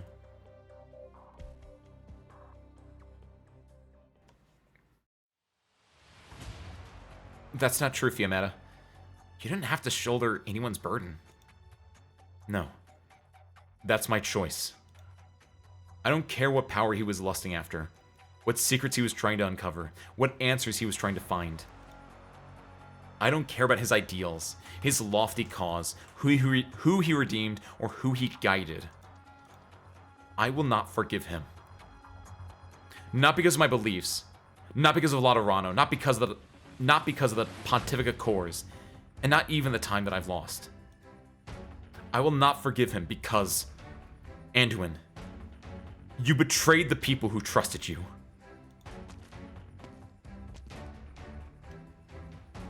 My old friends. How come you're here in one piece? How come even His Holiness can't? How come? How come you're asking me that again? The path was never there in the first place. What good does it do groping around in the nothingness? Is this your penitence? Penitence? No. I have nothing to repent. Where can I repent? There is no light, no path. Those who suffer must continue to suffer. Those who grieve must continue to grieve. There is no salvation, no paradise. This is Laterano, and it is the only thing that belongs to us. If the light has always been a lie, no, not a lie. It is real, but not as we wished. There has never been a light, let alone illumination. What are you babbling about, Anduin? Have I given up? Why would I be here if I had given up? With a barrier this thick, how am I supposed to embrace them? How am I supposed to embrace them? Maybe I am nothing more than a swindler peddling false hope, who deceived myself into believing it. I don't understand. What is its judgment? Where does it want me to go? Its very presence has already blocked my path. Where shall I find my path? Anduin! Wake up! Look who's standing in front of you! Oh. Fiammetta. Why are you losing your mind again? Where does your honey tongue go? Your righteous air? Have you lost your spine? How am I supposed to convict a husk of a madman? Take a good look at who's standing in front of you. I am in Laterano, Fiammetta. I'm above the Basilica. I'm glad to see you all again. I'm not glad at all.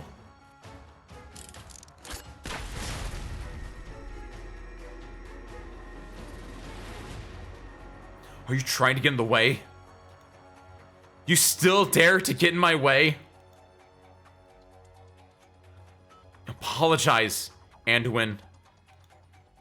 Right now. Get on your knees and apologize to Mostema and Lemuin.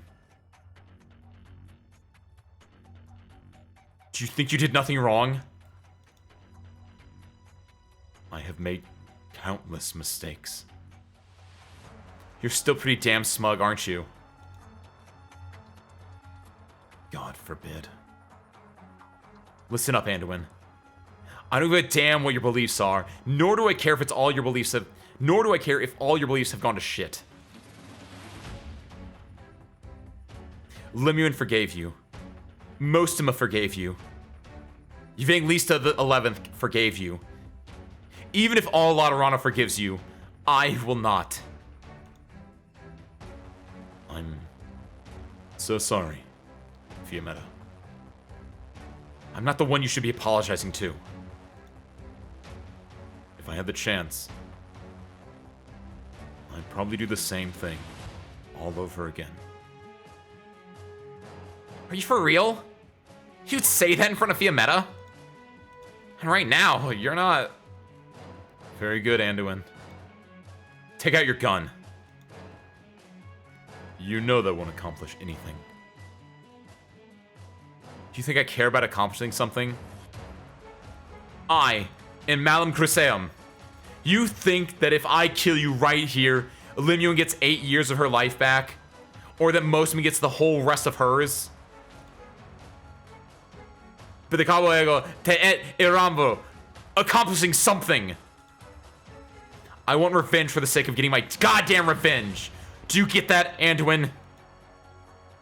Are you so completely obsessed, Fiametta? So what if I am? I'll say it one more time, Anduin. Take out your gun. Yeah, what did she say? Hold on. Catullus 16, or Carmen 16, is a poem in the collected poems of Gaius Valerius Catullus. The poem, written in Hedon in 11-syllable meter, was considered so explicit that a full English translation was not published until the 20th century? What do you mean? I can't say that out loud. The first line, sometimes used as a title, has been called one of the filthiest expressions ever written in Latin, or in any other language for that matter. She is upset. Oh my god. Oh my god. Fee has the oldest swears known to man on it. Good lord. Also, welcome back, Toaster. Hi, hi. The stream's been going good. I fully agree with what Ben said. There were, like, hold on, I didn't read the... He's not fully wrong necessarily, but like, yeah, it's a heavy bit of like air quotes debate, even though it's like clearly one side is correct. However, like you can kind of understand, like he is wrong. He's objectively wrong, but you know why he's saying the things he's saying that are wrong.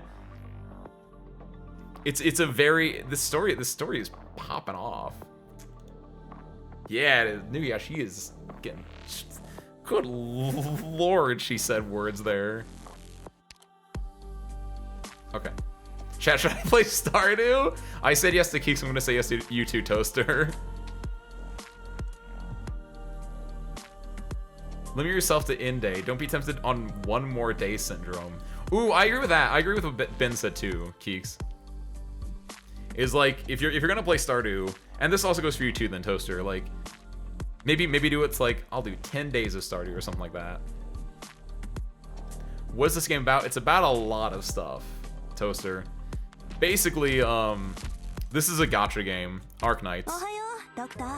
And what we're doing is going through the story. And there's a lot of stories, because this game's been out for 5.5 years, I think. That sounds right, that sounds believable. The main story here, is about, in the simplest terms possible, three sentence, 3 paragraph, smallest way I can do this. There's this disease called erypathy, which lets people when people get erypathy, they get rocks in their arms, right? And because of that, it's a very clear visual indicator that someone is like sick. And because of that, people become oppressed. They become people become bigoted against them, and so the entirety of this is you play as the doctor of Rhodes Island, and your job as Rhodes Island is to cure erypathy and to more or less kind of like prevent injustice against the oppressed infected.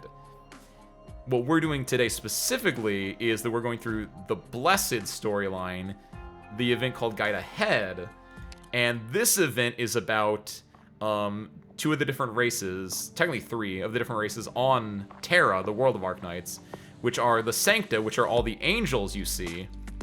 It's about the Liberia, who are bird people, and kind of in the background are the Sarkaz, who are the devils and demons of Arknights. And what Ben is referring to when he was talking about the philosophical debate is that there was a debate between this guy right here, who is the villain of this event, the antagonist of this event, I should say, who is like, hey, we are the Sancta living in Laterano, where it's literally heaven. It is paradise here. Maybe we should like be good people and let other people into our paradise, and you know, share that with the world. And the Pope, you know, the leader of them, is like, we can't let them in. They're filthy. They are burning in infernal fire. Laterano is small because only we, the blessed angels, can partake in this. And he's like, no, we should allow anyone to have this glory, this paradise. And the Pope is like, hold on, come with me. And the Pope then shows the boy, spoilers, because we technically don't know it in the story, but we know it from meta knowledge. He takes our air quotes antagonist down to the deepest parts of the city, and in there,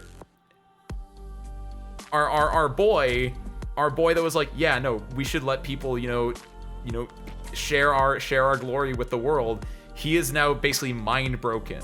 He has lost his resolve, which is what you saw at the end there when Fiametta, this one right here, the potty mouth chicken, when she's confronting him for the sake of these two, she's like, come and fight me, and he's like, his entire worldview has been shattered because he has basically looked upon the face of a god or of some construct of a god, and he is just shook.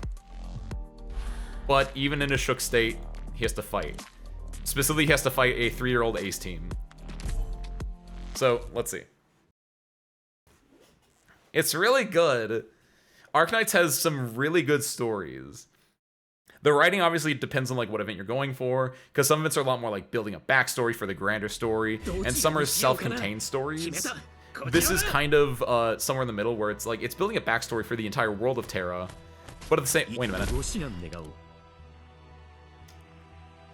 Why is this here? Hold on a second.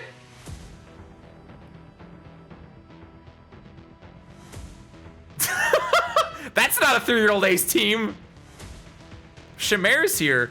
Wait, I'm so interested in this auto deploy. Did I have to redo this at some point for someone's like event? Yeah, I feel like if I did that, I would spite myself, and I'd be like, nice try, Ace. I'm gonna not save this auto deploy. Wow, that's insane. So you remember this in a second. After this rerun is done, I want to go look and see if I have a VOD of us doing the rerun of this, because that should be in the thing. No, but yeah, Toasted, the last bit is like, this is the gameplay, right? Like, there's the story that we were reading, and then the gameplay is just a tower defense game where your gacha units are your like towers that you place down, and they deal with the actual fighting of mob enemies. What was I saying before I got distracted with the fact this is not my 3-year-old team, though? Oh yeah, it was about like, yeah, the story is kind of like, their quality can vary, but at least the ones that we've been reading recently have been nothing but hitters. The most recent main story chapter got very interesting with like meta, and it's a very earned meta because the game's been going on for so long. It's so earned, and it's so like weird, and there's like space theming coming in. It's so awesome, and it's like setting up the new game Arknights Infield. There was another event that was fully self-contained, which because of that, I think it's my favorite one out of all of them. And no matter who you are, I would recommend if you play this a game, or if you just want to read an event, you can go to youtube.com/AceWindfall channel and go look at the VODs for, or go play them yourselves, for Act or Die. That was a beautiful self-contained story about actors, murder mysteries, the film industry. It was made for me, and it was short, it was concise, it was self-contained. People just smearing their acting chops, people just being villains in the entertainment industry. It had everything. And then this event, which I was like, this should be a decent event. This is a solid event. But Etzel, aka Enforcer, our main protagonist, Soft Angel Boy, who we saw a little bit today, but haven't seen him pop off that much. He was a great character, our rookie cop on the beat, basically. And then it ended with that like philosophical debate between the Pope and our antagonist, who we completely demolished here, by the way. Yeah, no, this is thumbs up. I got the hype for the Angels.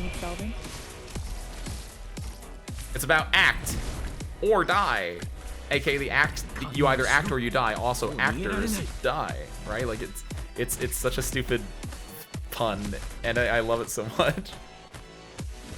No, but high key Loki, I'm still surprised that I have Chong in this auto deploy. They look really goofy because they're running at like 2 times speed as well.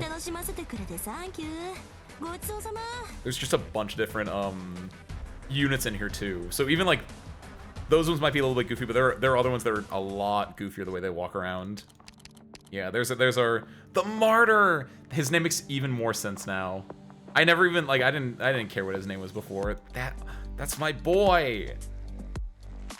They hated him for he spoke the truth is like the 2 things that I need you guys to find. Someone go trawling, is that the word? Someone scour Zero Sandy memes, because these have to exist. An edit of Anduin the Martyr, and it's an edit into the meme. They hated him for he spoke the truth, right? And then 2, I need the one of the Sancta Gun Knight dude, and he's in his grilling outfit. Because if those don't exist, I have to make one of them. Oh my goodness. Here, and before I forget, I want to do one more thing. Did Past Ace do that? Was that even something I did on stream? Because it's either the reason that this auto deploy, like, look at the previous auto deploy, right? Like, the best operator I have in here at the time would have been like probably Honeyberry, actually. Like this is year 1, technically year 0 Ace right here.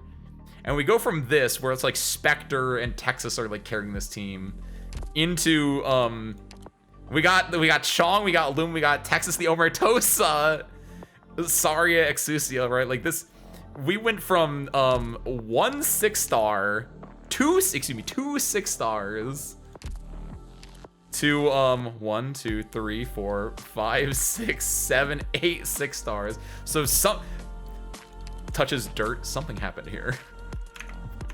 And I need to see like if I did that one.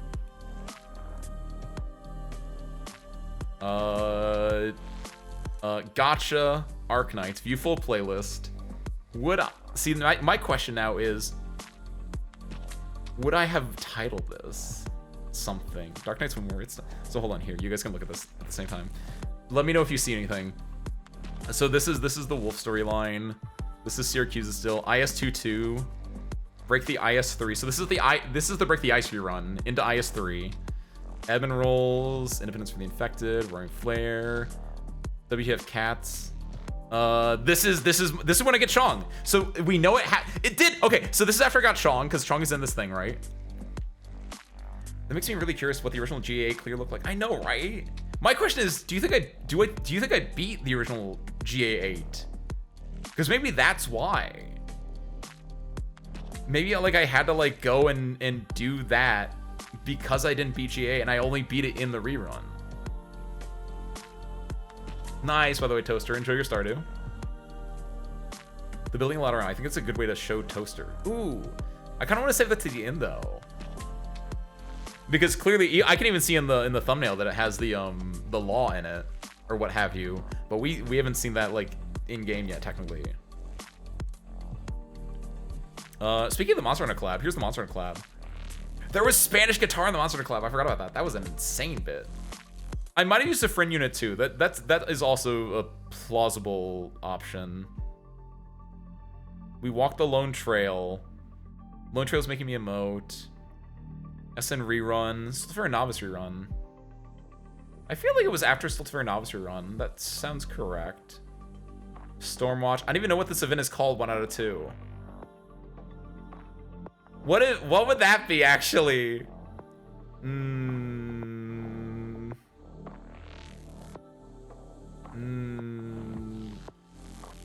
Hold on. Where's my phone at? Where's my phone at? There it is. When did this get reran? Arknights Guide Ahead event. So Guide Ahead came out March 2022. It got reran then presumably in 2023.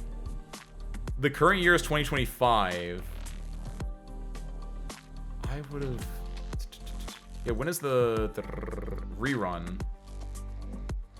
The rerun was global. Oh, it was my birthday. Wow. September 21st.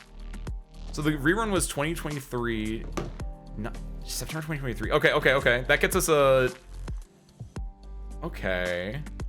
So this would have been recorded if we did do a recording of it. But the question is... Near light? That doesn't sound right. Why'd you name the chicken Ron? Let's see. So this would have been March, April, May, June, July, August. September would have been around here.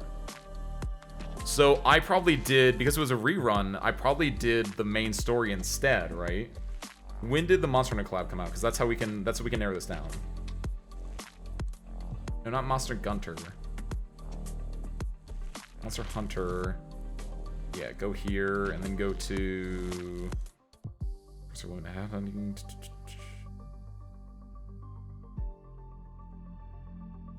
Introduced in a flurry to the flame, which was 9/7 to 9/21. So it would have been, if I did it during the rerun, it would have been here. It would have been in one of these two.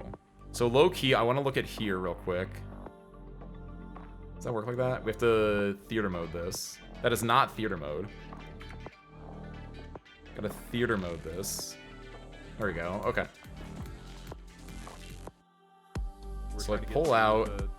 Oh my god! Look at me! I was so young and full of hope then. And also I was stiff in my bones. But I'm clearly doing... What the hell is that?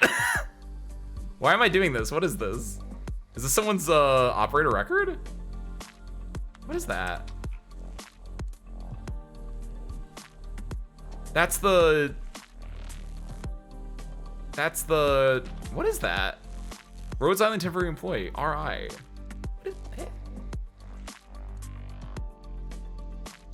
Was I doing... It was because I was getting Kobe's module, question mark? No, that doesn't... That actually might be right. But then we go here. We're doing reading of the story. Reading of the story. More reading, more going through story. This is the stage with Sad Boy. So it wouldn't be there.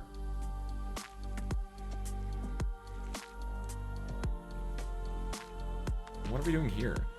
Oh my god! Oh my god! We found it.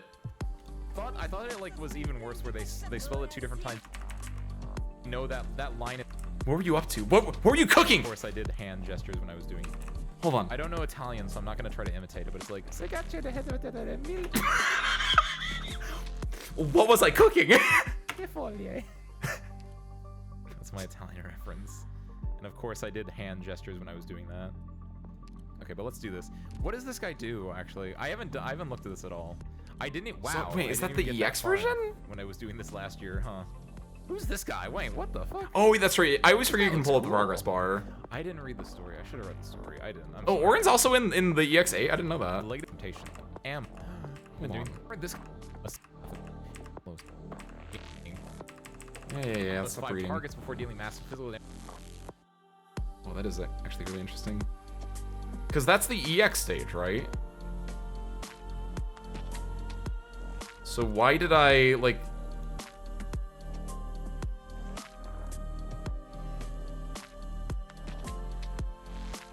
Ooh, I get 15 whole tactical battle. 2, 1, 0, kill. He missed a few times because of the field. I forgot about. She missed a few times because of the field. We got it. What's the? That's how you make a comeback. We're like so close to finding the answer, but we like even have auto deploy. We even have. I don't even know what the question is. Like, why do I have this? Wait, shut him on it. Hold on. Next video in the playlist. Because this would have still been it's part 6 of it. No, we spent a lot of time dealing with Tallulah here. So it's not that. Any bit of kind. Reads last. Speed defense.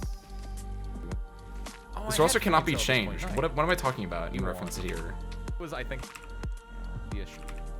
A lot of words.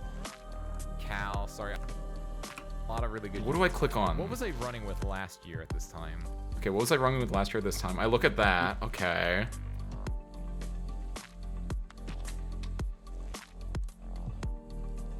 So do I just not do?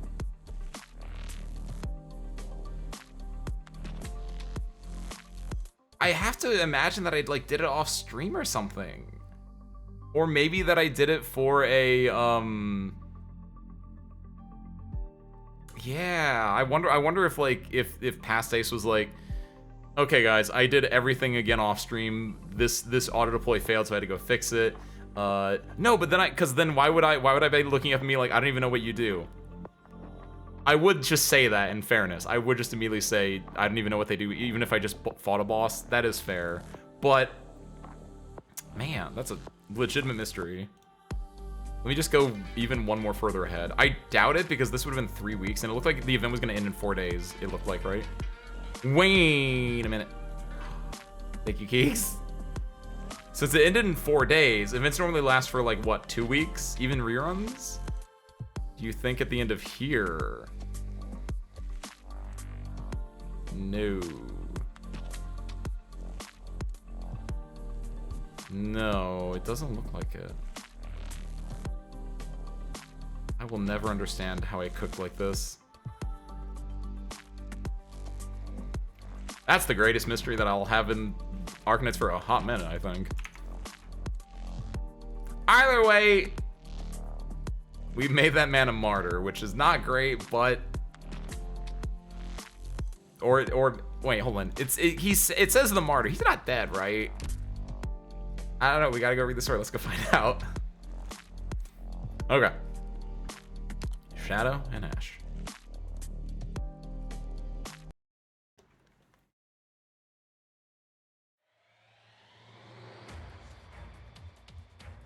Obsession, is it? This is your obsession. What's wrong with a little obsession? I don't care if it's irrational, meaningless, or futile. When I make up my mind to do something, I do it. Why do you think we fight? Those empty platitudes of yours. Did you think they weren't a form of obsession too? Why are each of us here, if not for our own obsessions? A shot rings out. However, the target was not Anduin. Before he realizes it, his gun has left his hand. But he feels at ease. For his gun will forever remain Ilanorano. He may never say it, but how can anyone help but love Laterano? Those peaceful days, those joyful times, those happy moments. But because of this love, he has had regrets, guilt, shame, and doubts. He may never become a true Lateran. But in this moment, when he thinks about his gun staying here forever, at this very moment, under the glare of the faces looking at him, a kind of peace floats to the surface, like a bubble, and then he walked 10,000 miles on the path of faith and doubt, from one path to the next. He thought he was wandering the wilderness, far from his roots. But perhaps this was not true. In more ways than one. He whispered a word of gratitude. No one will ever hear it. Not in the past, present, or future. But it was enough. Finally. I thought maybe you dozed off. Come on, cut me some slack. It's hard finding a good sniping vantage point. This is it, Anduin. Hands up! Here. Out of obsession. Watch out! How does he still have enough strength left for arts? How could one find salvation alone? No. Not salvation, but a life with dignity. You come before me because you come before me because of your sense of justice. And I arrived here because of mine. It comes to myth, to obsession, to the ultimately futile crossing. The path was always beneath my feet. Why do we place our hopes on salvation? What we have done is not for the sake of salvation, but to save ourselves. Have you come to your senses, Anduin?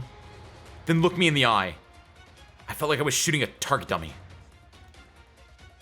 I'll walk my own path, whether this is my mission or not. I must thank you, Fiametta. You're welcome. I'll be sure to tell your friends about this epiphany at your funeral. As for right now, I'm afraid it's not time for that yet. I still have a use for him.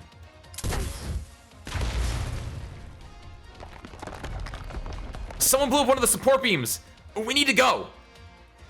Who the... Explosion was approved. Person submitted the application and stamped it myself. Orin, why you... What are you doing, Orin? Is this what you came to do? Well, cat's out of the bag. Go, Anduin. I'll find you later. Fiametta. Mostema. Perhaps we'll meet again. Wheresoever that may be, let us hold on to our obsessions. For as you say, they are why we exist. Dang, there's the Orin, like, full-on, like... I stamped and approved it myself, like, the full-on, like, I'm going my own way kind of mood. Oh, you don't have one either! Would have been pretty new at the time, too, but still. I haven't posted about my first E2 in March 22nd. So yeah, anyone would have been painful. Yeah, because the event was in early March of 2022, so if you mean March 22nd of, like, 2022... you either E2'd someone because of that event, or E2'd someone right after that event. And I wouldn't be surprised, actually, depending on how long that event first lasted, you might have done the thing that I think I also did, not for this event, but for a different event, where you have to E2 someone so you can borrow an E2, and maybe that's why you don't have an auto-deploy, right? My GA7 auto had 4.6er, so I thought GA8 would be doable, but almost all of them would have been E1. So yeah, I do wonder if, like, you E2'd your first character just so you could borrow someone's E2, since that's how it works. Relatable. Please, miss, I must ask you to come down from the signboard. I'll have to call the guards if you don't comply. Oh, March of 2022. That makes sense. Yeah, either way, the timeline definitely, like, lines up then. But while we're at it, I just have to know. How on Terra did you get up there with a wheelchair? Where there's a will, there's a way. And you been? Good lord. That dust cloud. Another explosion. There's been too many of those lately. It's starting to seem more like a fireworks show than a conference. Excuse me, could you give me a hand? Sometimes it's easier to get up than to get down.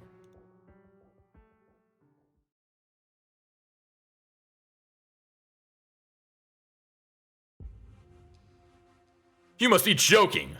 What's wrong with Laterano's crisis management? That explosion damaged my collection. I demand an explanation. The Lateran bells are ringing for the first time in 1,000 years. Was this prepared by His Holiness as a special welcome for us? Being with you barbarians is too much to bear. If not for my respect for His Holiness, I'd... Tell the cook to prepare dinner. I refuse to attend another Lateran banquet. Can these people really bring change? Most of them are opportunists at best. Yes. This is something that only Laterano can do. Laterano, the city of miracles, forever fair and just. Your Holiness, I will pray for us. Rare to see you so nervous, Melev. I'm too old for parlor tricks. All I can do is to keep walking. As far as I can. Your Holiness, the broadcast is ready. Thank you.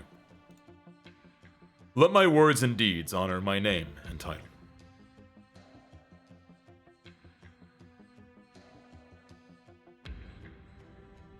Greetings, honored guests. I am Evangelista the 11th, and I welcome you on behalf of Laterana. We are facing a great challenge. One that threatens not just Laterano, but all nations across Terra. As you know, our countries are built on the backs of nomadic cities. Indeed, the advent of such cities established the very concept of the modern nation-state. In the past, a state was simply a gathering of people of similar lifestyles, huddled together for safety in the face of catastrophe. National borders were simply whatever lay within their sights. This all changed with the birth of nomadic cities. As is the human condition, conflict began to arise as the states interacted with each other. Perhaps even the word conflict is an understatement. I saw the fall of Gaul with my own eyes. The capital of the world fell overnight. Armored battleships went silent, and the old vanguard of Gaul was reduced to ash. But it was more than Gaul that fell that night. It was the fall of civilization itself. All the might of the Gaulish emperor and his legions could not save an empire that once stood proudly as the center of all lands. What then could possibly preserve our own civilization that the people of Terra have painstakingly built, piece by piece, under the dark cloud of catastrophe? Laterano gave much for the war that engulfed the entire continent. Our messengers crossed both the wilderness and the royal courts, building Laterano's reputation. The Sancta heard your calls for peace.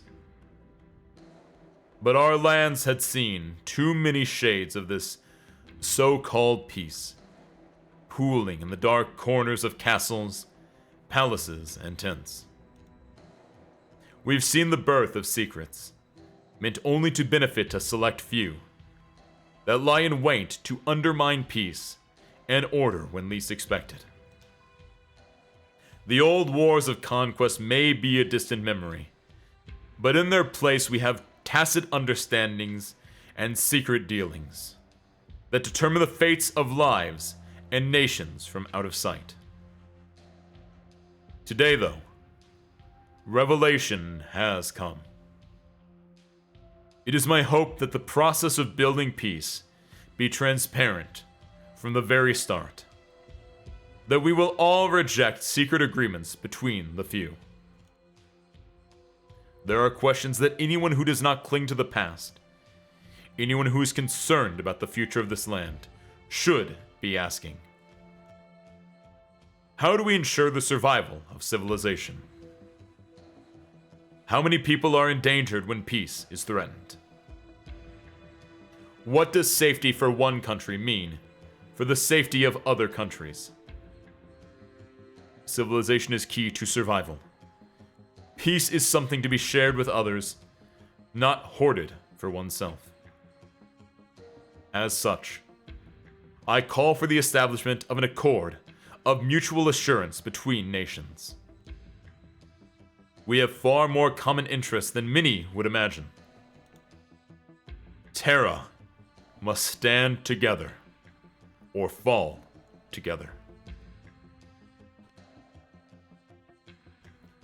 Evangelista XI's speech on March 18th, 1099, later known as the Lateran Declaration, is quoted on the very first page of every edition of the International Summit Handbook. That is not where I thought that would end. We got one little bit to go. I do like that. That was the Lateran Declaration. I wonder what because I assume that that's probably a relation to an actual real world happening. And in my head, my immediate guess is the League of Nations or the United Nations, depending on if we're post World War I or post World War II. So that's interesting, and I hope that I don't think that Hortus would do anything with it, but Masses Travel might. I don't know if that ever pops up again, and I hope it does. It seems like it's an interesting concept that they could do things with.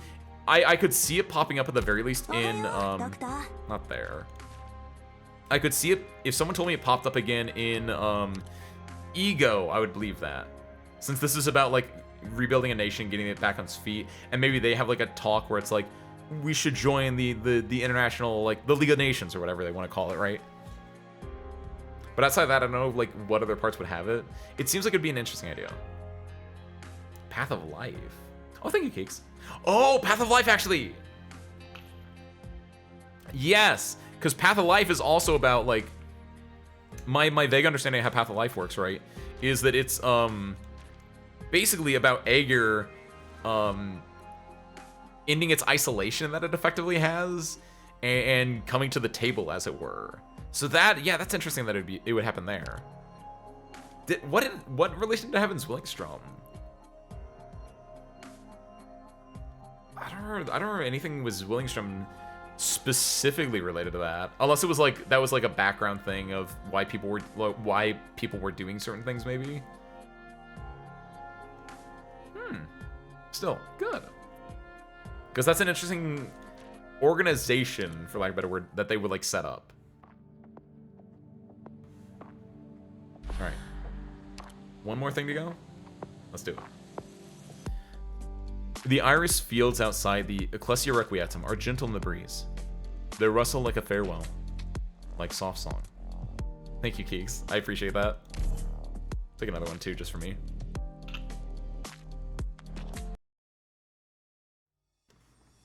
Oh, at the very, very end. Okay. Because that's kind of what I figured, like, Executor would be there as, like, an envoy. And then, like, it would just be, like, a real quick, like, throw-in. It wasn't, like, a big, what's the word? It's not, like, a big... Basically... Because I was thinking, like, it's not a big motivator in that event. But the way that you say that it's at the ending when the Executor was talking to the Queen, that just makes me think of it's very much the Avengers Initiative. Executor's like, hey, I don't remember their names. Hey, White Queen, because the other queen is like trapped in the Hellverse, or Golden Queen technically. Hey, I've got something for you, and he hands her a letter, and it has like the Pope's like stamp on it. That does sound like something I would do, yeah. What's about with scissors today? Was a little clumsy. Oh god. Be careful, Geeks. Make sure you Neosporin or like antibacterialize it and put a band-aid on it, assuming that it's like just a cut and not anything like worse. And if it's worse, You probably shouldn't be here. You should probably go, like, to a medical thing for assistance. The best couple is back again, though.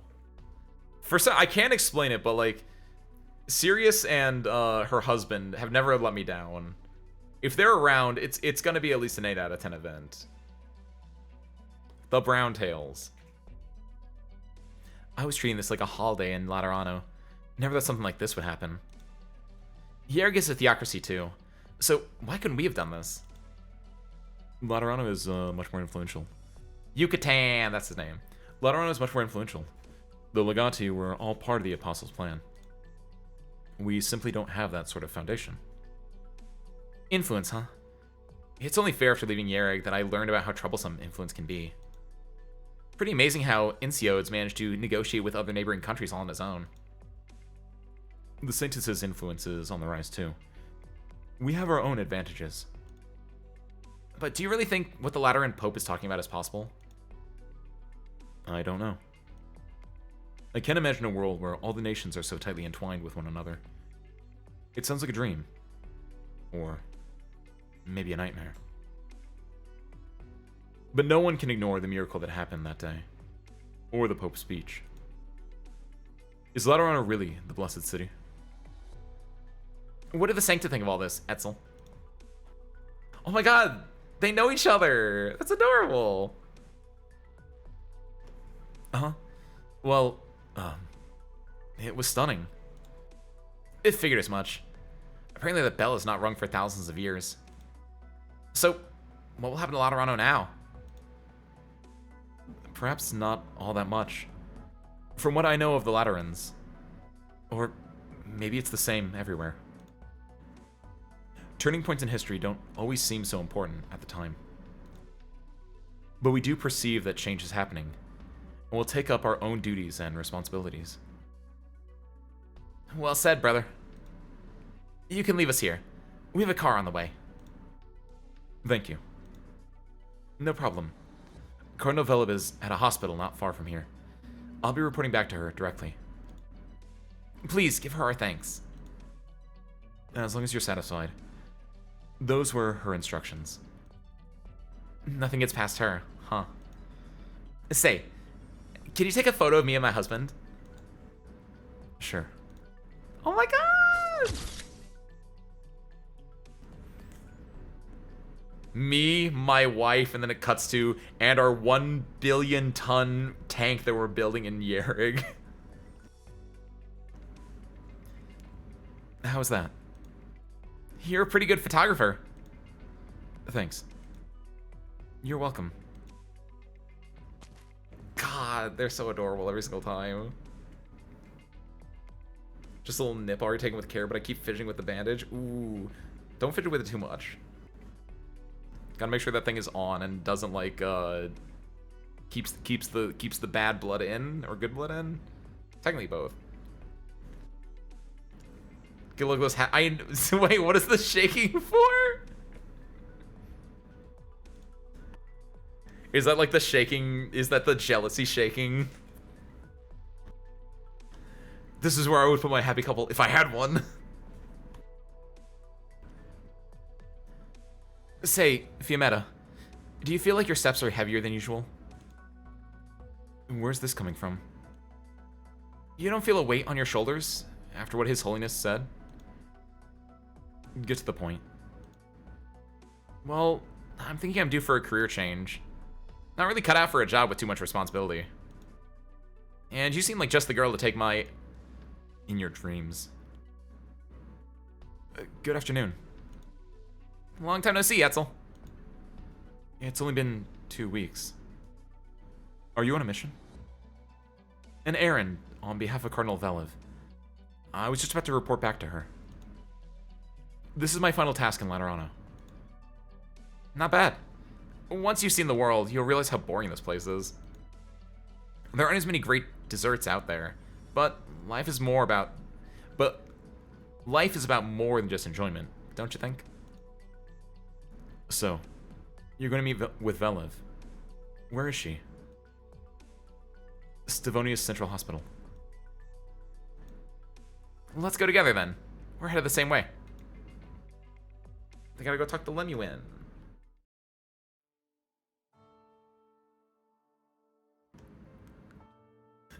Kiwi! So mean, Kiwi. Have you made up your mind? Yes, I have. I thought you'd need to mull it over a little longer. I just felt that I can't be the only one standing still. Well, everyone else has already taken the next step. Then I have nothing to add. I'm glad you accepted. It's wonderful to have someone like you join us, times being what they are.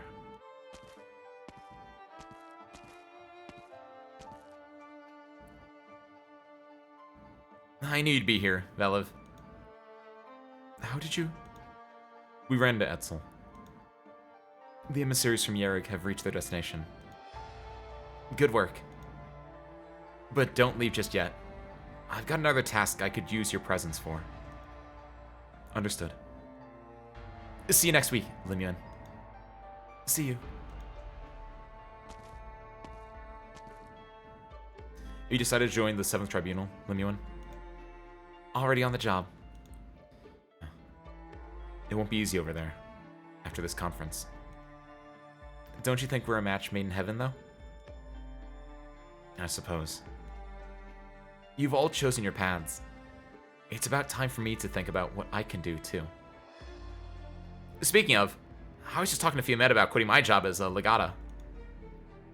Too much trouble? I mean, with the old man, I can already see the trouble waning in the future. But you're not getting away that easily, Mostama. You answer to me now. Huh? Here's your first job. Bring this letter to Elle. Can I say no? No. Deliver it to her personally. Unemployment is sounding more appealing by the second. Quit it with the lame excuses. And there's my old taskmaster. You won't give up. How can you be so sure? Don't pretend that you don't need this job. You're looking for an answer, aren't you? I'm not Anduin. I didn't say you were. But you have a choice to make about who you are. And to find that answer, one must have journeyed far enough. So, how does it feel to be seen right through, Mostama? Seems like you don't even need a halo to. This is my own path, then. You shouldn't follow me, Fiametta. You think the world revolves around you? We just happen to be taking the same road. I have his gun. If he still sees himself as Sancta, he'll be back for it. Then, he'll pay for what he did. And you'll help me. Fine. By the way, the Astray that the Astray that were caught in the city have been set free. Is that His Holiness's will? Mm-hmm. His mercy is none of my business. I thought you might say something like that. Oh, and you'll be dispatched to Rhodes Island under the agreement with the Notarial Hall through the 5th Tribunal. You mean the pharmaceutical company that Mostama and Lemuel work part-time at? Where's this coming from? Velev wants to deepen our cooperation. You're as good as anyone for the role. Plus, we have a good track record with them. You should be well supported. Alright. Oh, by the way, I have some really good news for you.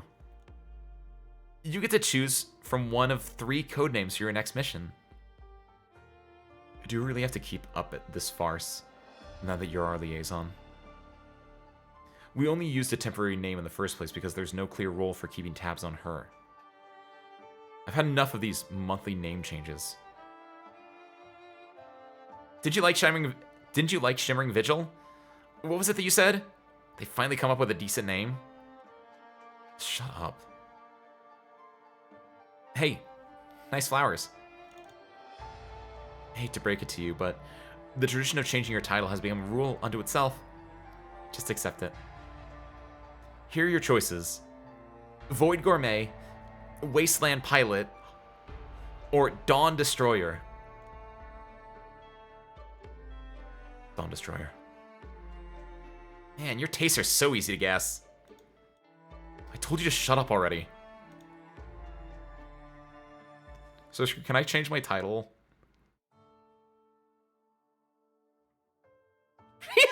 Kiwi! Good lord, Kiwi. Ego de. Don't put that in English, but alright.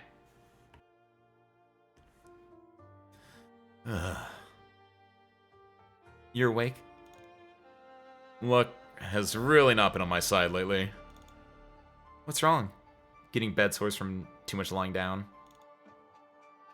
No, forget I said anything. Etzel. I want him to see what happens to those who come close to betraying Laterano. Stop bullying the kid, Velev. Are you implying that I'm not young myself? Sorry. You're no longer a Legatus. That's the price I have to pay, then. But you're still my subordinate. It's a heavy one. You talk a big talk, Orin. Let's see what you learn in Victoria. Does that mean you need me to do things my way? Remember that question you asked? I can answer it now. I have no interest in being a woman of integrity. But I respect those who have worked hard to earn the title. Oh. Can't argue with that. Was that intended for me as well? Of course. Treasure the opportunity you've been given with Cecilia. Don't ever let me know what influence she'll have on Laterano. You don't want her returning here. If I didn't, why would I waste time crafting an identity for her? Other than, well, compassion, and the fact that she still has potential value that outweighs her risks. Trust me, there's no harm in getting this sort of candid promise. I understand. No need to be nervous. I'm simply expressing Laterano's sincerity.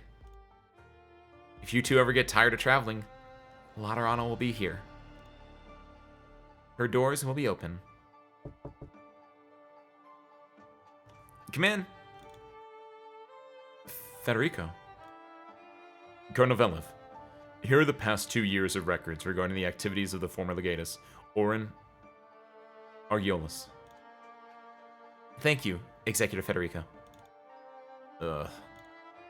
Just in case. There is reason to believe that Executor Rochelle may be his accomplice. Should I summon him? No need. He'll only claim to have been tricked by an old classmate. Now won't he, Orin? Remind me to never pick a fight with you again. I'll let Rochelle be. For now. But I would like to speak with him through you, when it's convenient. You don't have a problem with that, do you? No. Not at all. Then the two of them have been dealt with for the moment, Executive Federico. Hold on, Federico. What is it? I've been thinking. Could have been easy to deduce that it was Fioria who met with the Sarkaz, just from a few sentences in a journal. Why were you so obsessed? Who were you seeking? Arturia. Arturia, huh? Arturia? The wanted criminal? What exactly is your relationship with her? A distant relative. Seriously, man. If I could stand right now, I'd be dragging you to the nearest bar. I don't have time. You do. Because I happen to run into an infamous fugitive a few years back. By the name of Arturia. Wait, calm down, Velev. I wasn't looking for her. It was a coincidence. Seriously, I like to think of myself as a veteran, but just thinking back on that experience sends a shiver down my spine. Where did you see her? 3 years ago. Lithuanian. Ooh. Ooh, there's the sprinkling of the Arturia bit. Woo. Setting up Zwillingstrom. She's been there for like 3 to 4 years? Put respect in her name. Suffering Chosen, Overseer, Treasure, Guardian, One-Armed, Chainsaw Guy, Apocalypse Puncher, Shimmering, Vigil, Dawn, Destroyer, Mad Bomber, Holy Deck Collector. AKA Fiametta. Etzel's not a stepdad. He's the dad that stepped up. Dang it. Mr. Etzel. Also, I'm clearly misremembering things. And or I'm really interested in what happens in the next event. Because I thought something bad was going to happen to Cecilia. And nothing bad has happened to Cecilia. And theoretically, Etzel and Cecilia are just like living happily ever after right now. And I'm really happy about that, actually. That's really adorable. I like Etzel even more now because of that.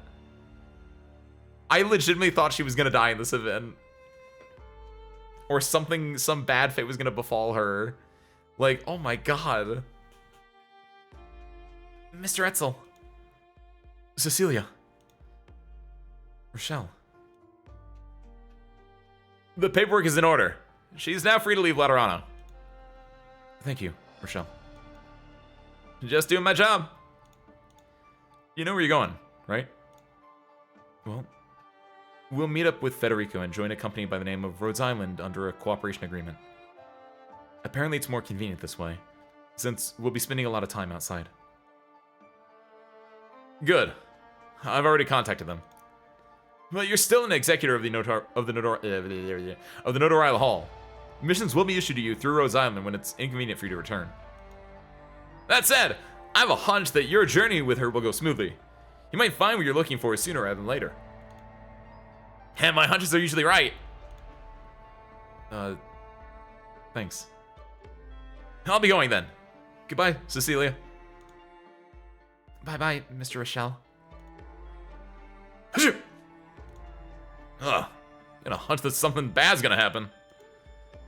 He's gonna get brought into another event. That's what's gonna happen. Rochelle is an eccentric one, too. Hey, wait. How did he know that we were looking for someone? For something?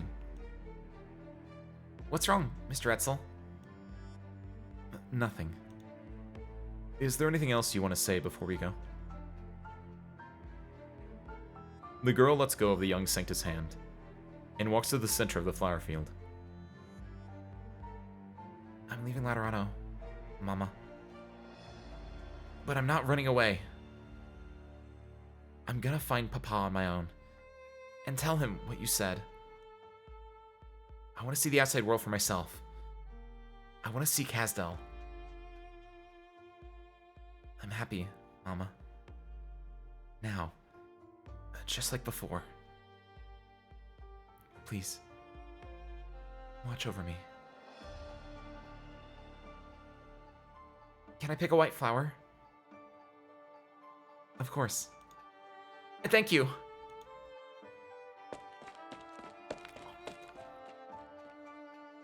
You want to take this flower? Uh-huh. Fresh flowers won't last long. I can press it for you. Will you teach me? I want to learn for myself. Thanks, Mr. Etzel. Uh-huh. I'm the one who should be thanking you. Huh? Is that...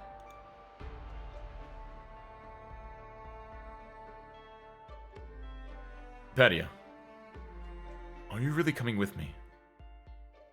Of course. I was thinking you could stay here. Laterano doesn't have what I'm looking for. Huh? What is it, Padia? Excuse me. That was out of line.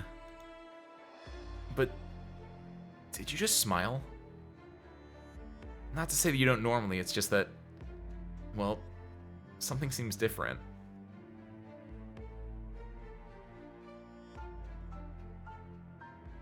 Something does seem different. For many years, I thought we walked alone in the wilderness. I was arrogant and immature. Did you hear the old man's speech? I heard the second half when... I don't want to get old restricted to the book I was reading. Thank you, Harmonica. Also, ow, Harmonica.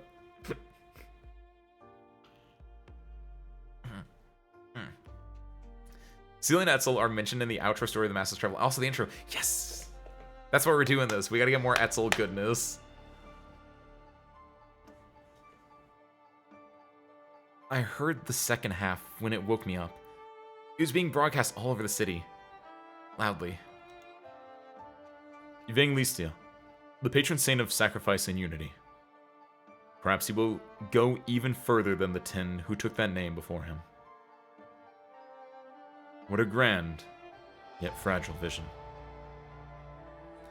But one upon which I offer my blessings. What did you learn that day?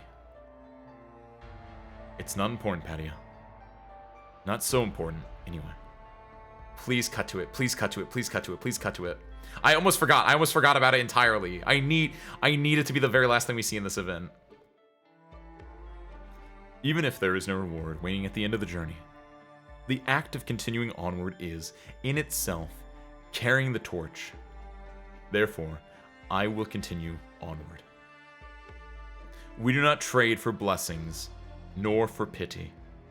We walk the path we believe in. Because it is the only way to live with dignity. Is it not?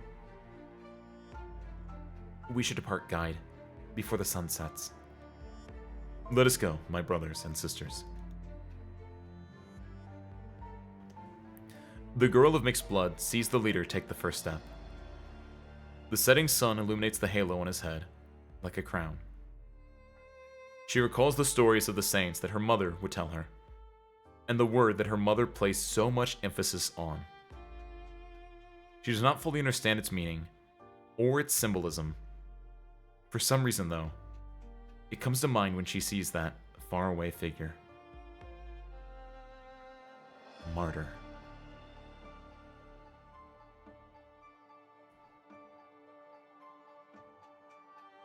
What are you looking at, Cecilia? No, nothing. The sunset is beautiful. The girl looks about her, at the flowers, at the church, at the statue and the bell tower. So far away now. She takes the young Sanctus' hand, and the two of them begin to walk into the distance. Her steps are slow, but she does not look back. No, come on, come on. Really? Wait. Really?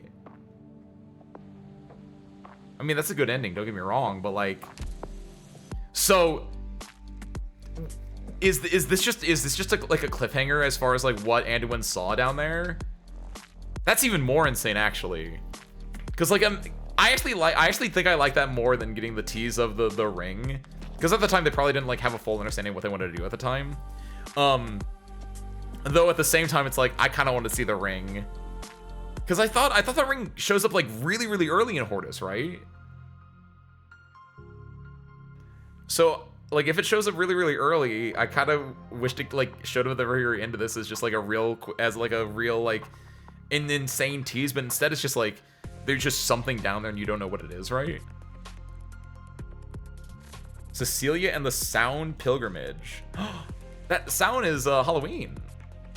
What's up, Dolly? Yo, what's up, Sivan? Happy Tuesday, welcome to both of you. Hi. Wait, is there only one episode? Oh, I was gonna say I have to wake up early tomorrow, but like there's only one thing. Hell yeah. Hold on a second. Wait, and I think the best thing is, I think we've done this before. I think this toggle hits it perfectly. Yeah, oh, more or less. Ho ho ho. Oh, I love this. Okay, so what we're gonna do then? We're finished with this now. Where is this? We're finished with this now. Congratulations. This is a great story, and I'm glad I E2'd and M3'd my Enforcer now. He's a good boy, Brent. And the fact that, like, I must have like did something with my memory where I thought, like, someone had told me that he, like, reads stories to, like, children. And so in my head, I constructed this story where, like, Cecilia died, he quit the police force, and he just, like, stays at the orphanage reading stories to children and also, like, protecting the children or something. I thought that's what had, like, happened with it. So the fact that it didn't happen, and instead he and Cecilia are just out there exploring, having a time, probably going through some stuff, because obviously there's the whole bit with Cecilia being a half-blood, and she wants to go see Kazdel, and Kazdel, well, where's the terminal at? There it is. And, well, Kazdel, we kind of, we know some things about Kazdel. Know a few things about Kazdel. It's such an interesting, like, setup. This is Sore. Happy Tuesday, welcome as well. Hi. Also, sorry, thank you again for the art yesterday. Literally was scrolling through, like, my Twitter and my Blue... It was actually Blue Skies where I saw it first. I was scrolling through at the very end of the day, and I was like, that's kind of cool. Wait, what? It was insane. Thank you for that so much. Literal jaw-dropping. Arknights goes really good. We just finished, you missed a bit. I don't know if you just popped in. If you did, you missed all of Guide Ahead, which was a joy. I'm a big Etzel fanboy, even more so now. I liked him just because I thought he had, like, a good design, right? And now even more so because he's just a good boy, Brent. And also, people, like, always called Anduin the most based man in Arknights, and I always thought they were, like being sarcastic about that, or like I don't know. I thought they were, like, tongue-in-cheeking it or something, but no, Anduin is just great. Anduin is actually just he's the hero. He is the martyr, and I need more of this story now, which we'll get to at some point in the future. Not now, because more than likely we're gonna be doing the Chong-related event next week, the new event that's coming out. But now that we've completed the main story, our goal is to get through this story now, because this ties into the main story. I know you're fairly far behind. It is a lot, in fairness. And you can see how much it is just by, like, looking at this, right? Just how much story there is as a whole. It's an insane amount. Like, even just this, especially these last ones, it's a lot.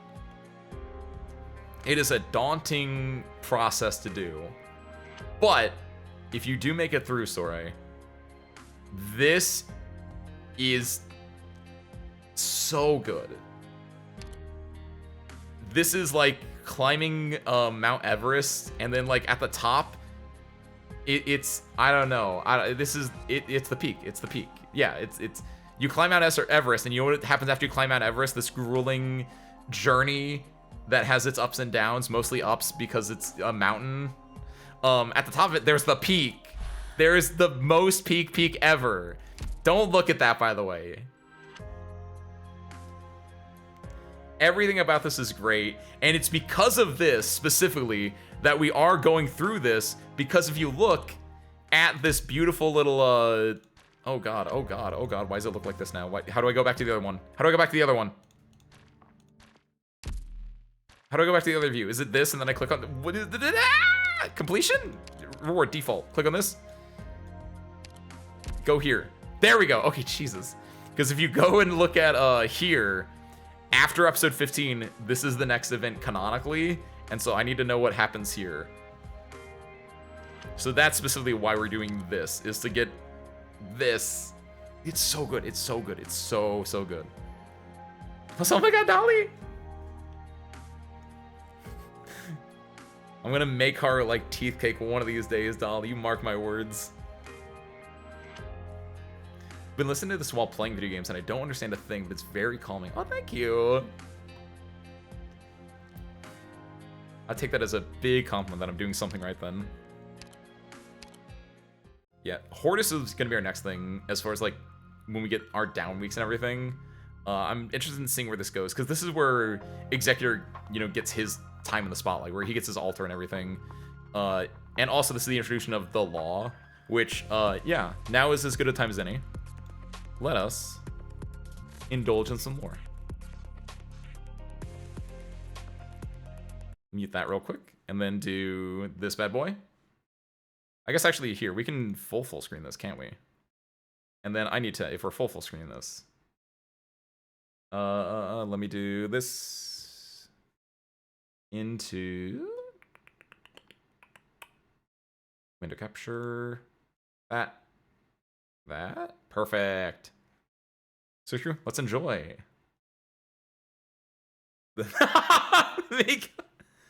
Speak of the devil, the computer, and they will. The god from the machine, Deus Ex Machina. That one kind of works. What's up, Vika?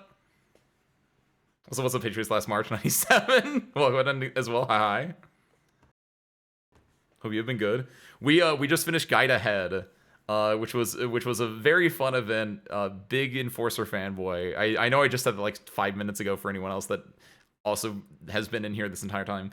But in celebration of that, we're gonna watch this video and then we're gonna read the manga with Cecilia and Etzel. So let's see how they built a city in one day. In principio, transcampus evolabant. Is this in Latin? Quo vadeba, quid quareba. Also, Iam that's better. Veritas. Don't know why I auto to 360. This is like Elden Ring. Like the art style, you know what I mean? Oh my god, wait, no, wait. Sancti hic ambulavere, splendores hi videre, Yes, that's it, Oto that's it. iam Dio coruscat, iusque iam Dio comparat. Vere, urbem condemus, We gotta teach them how to do omnes subtitles. dixere. Ita paradisus sancte super terram custodius est. Appellatus est, Laterano. Hey, I've been saying Laterano right. That's a W in my book. Ambra tanum nunquam regisit. Ac flame belli urbem sanctum incendere. Omnia Yes! tempore ereduntur One of the ac hardest terra. CGs known to man. Interpat millennium pacus. Oh my god, I love this so much. I would legit love to get that as like actual art. I would hang that in the hangar easily.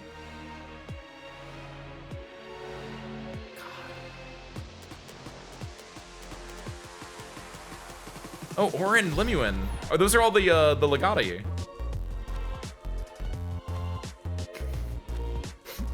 Ad me vere, Dubstep Latin music. mox sacrum incipiet. Dubstep church music goes kind of nutty. Tum incendere. Look at this most replayed. Elandor. Hic interpat millennium pacus. Go on a display. Yeah, use today's sponsor, Display. No, screw Display. Give me an actual framed version of this. You don't know how good getting art framed is. Also, Sursky, if you don't know how good getting art framed is, you also don't know how expensive getting art framed is. It's a lot. It's a scary amount, but like when you do it, it looks real nice. It's kind of worth it. But like, oh, so if you learn woodworking, woodworking and glass making. Like right now, you can make billions of dollars in framing. Trust me. God, the juxtaposition of this, like, well, okay, I skipped to the one with this. This is really cool, by the way. But like the juxtaposition of like this older, very painted Renaissance medieval art style, like everything is just so like old and venerated. Even though like there's like guns in here, it's still like a flintlock. It's an older type of gun, but it's like everything is just old. And then you just contrast that with the most modern thing known to man. effectively a supercomputer in a beautiful steel Faraday cage or something. I don't know how this works, but like that is a great little juxtaposition. And the idea of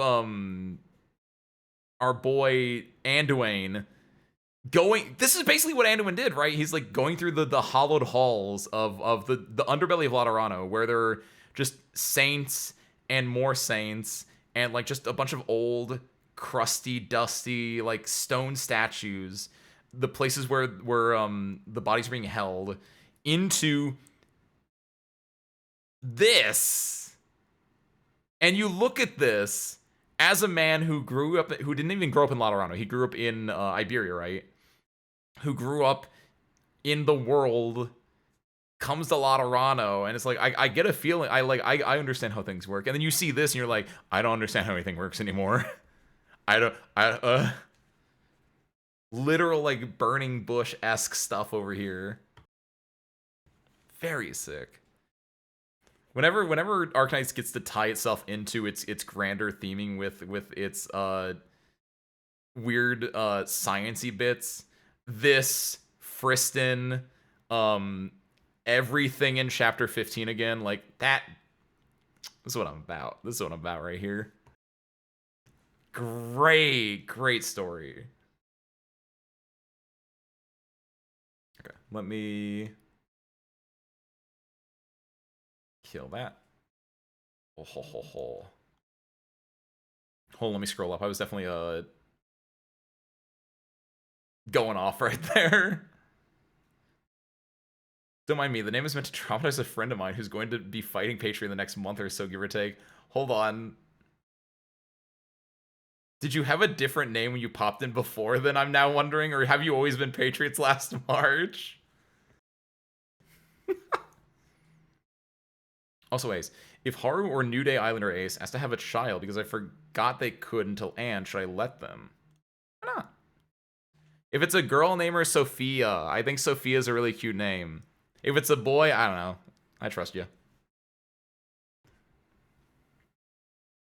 Exactly. Work with wood, get money. It's that easy. Learn a skill, service crew. Hi, this is Ace Windfall. I'm teaching you today to learn a skill, learn a trade. You can come to my trade school and we can... As someone who do know how to make wooden frames, I disagree. New generation prefers sleek plastic frames and beige or gray flat furniture. I mean, you're not entirely wrong, but the thing is, it's not like, yes, sleek plastic frames or beige and gray flat furniture. I disagree. Get a good... See, the thing is, the generation's wrong. It is wood. It's sleek black wood. You get that wood and you paint it like a nice sleek black. Hold on. They're all the way over there. I don't want to get them. I have a set because I've told this story before, right? That I have two sets of framed pictures, the exact same set of pictures, and I have a duplicate because of the people at where was this at? The Michaels. I say because I have a Michaels credit card that I always keep at the desk that I fidget with, because I got up. So there's a long. Okay, I'm gonna make this really quick because I think I've said this before, but it's been a bit, and it's a stupid story. But last year, to put some stuff up in the hangar, I was like, okay, I'm gonna go print out some stuff I like, get it professionally printed out at a print shop, and I'm gonna take it and get it framed at like a frame store. So I get it printed out. I go to a frame store. It was really expensive. I go to Michael's instead. It was still really expensive, but two things. A, they had a thing where if I signed up to get a credit card with them, they would take off like 10 to 20%, which is a lot, especially when you're getting frames. And then you just don't use the credit card for anything. You kind of close the credit card after it's done. And so then it's just like, boom, I got 10% off, easy. So easy, do that. Know your finances though, service crew. I'm not saying to open credit cards in your name. But you do that, and then you go back literally like 20 minutes later and you say like, hey, actually, I think those pictures those prints that I got might be too big for my wall. Can I like come back to you in like a week with smaller prints? And they say, okay. And so you come back in a week with smaller prints. You didn't take the old prints back, though. I forget. Okay, saying this story back, I'm wondering how this came about, actually. I feel like at one point I was like, hold on to the big prints, and I'll give you guys the small prints, and then like we'll trade them off, because just in case I take it back. Either way, the person I gave the prints to, they quit. I come back like a month later. I get the big prints are framed, and I'm like, hold on, no, the big prints weren't supposed to get framed. The small ones were supposed to get framed. They say, oh, okay, sorry, we can fix that for you. I come back another month later. The person I told that to quit, and now I just have 2 sets of pictures that are framed, and I got the other one for free. So seriously, if you want 3 framed pictures of the Dark Souls 1 Lordran map, hit me up. They're really nice. It's a very messy story, but I got a Michael's credit card and an extra 3 pictures that I'm not gonna ever do anything with because of that. But the main thing is it's a really nice black like wood border. So do that. You have to stick it out. Their children will be obsessed with color when they find out color exists. I kind of agree with that as well. It's the people who are living the colors, like, you as a child, you get a lot of color in your life and you're like, I don't want to be colorful anymore, I want to be gray. And then they have children and their children are like, man, it's really gray in here. And then they get older and then boom, they're like, I want color in my life, right? The cyclical cycle of time. I like the way you're thinking, Dolly. That's smart. Taps head. That would be a neat to light eye Kiwi. Going through a legal English course. You're going to be a librarian, Kiwi. Don't forget. Mugs and Hobby Lobby are a very dangerous place for me. Yeah. I can get that. I can get that. Walk in and just like, oh, I have a new project now. Put this music back on, by the way. Too bad. It's 5 feet long. Not saying I couldn't put it in front of a toilet, but like, it deserves better. Who framed Ace Windfall? It's that dang basement monster.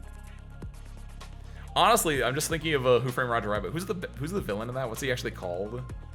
Because it would look like that. Like at the very end when his eyes get all red and beady. I killed your brother, and when I did, I looked just like this. That one. Adios, Ben. Thank you for popping in. We're not gonna be too far behind you because all we gotta do is do a little reading. That's not. Hold on. Do a little reading. There we go. So our last thing we want to do for the night to wrap up our Laterano excursion here is there's apparently a little Cecilia Etzel epilogue comic, I think. So let's read it. Actually, can I do if I do this, if I F11 this, can I not F11 this? What do you mean I can't F11 this? What? Is this the most it can zoom in? I guess I can. Can I zoom in? Oh, not really, actually. Wow. Because if you zoom in too much, it just resets back. Okay, so you guys get to see this the same way that I do. And we'll just have this. Hold on. What music's good?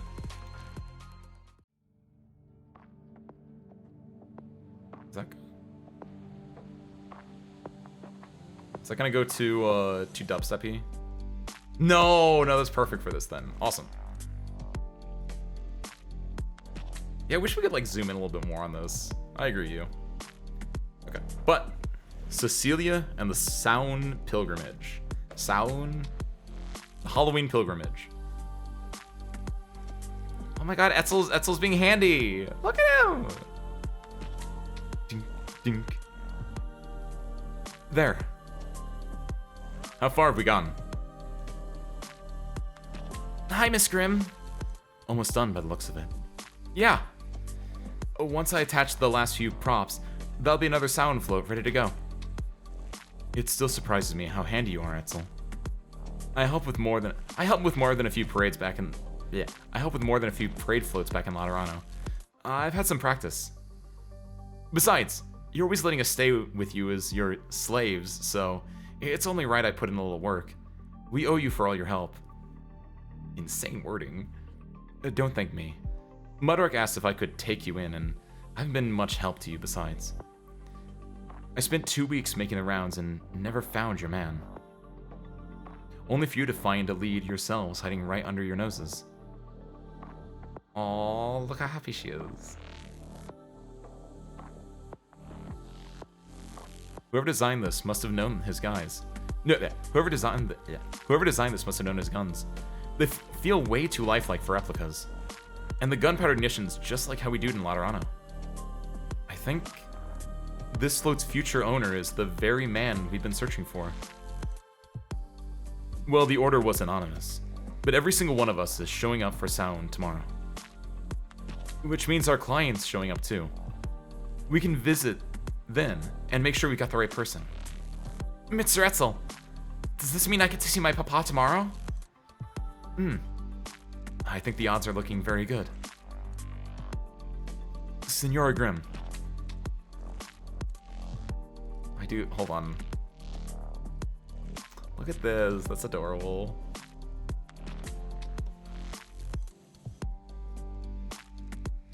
I know most people here aren't Kazdelian Sarkaz, born and raised, so they're less hostile towards the Sarkaz, towards the Sancta.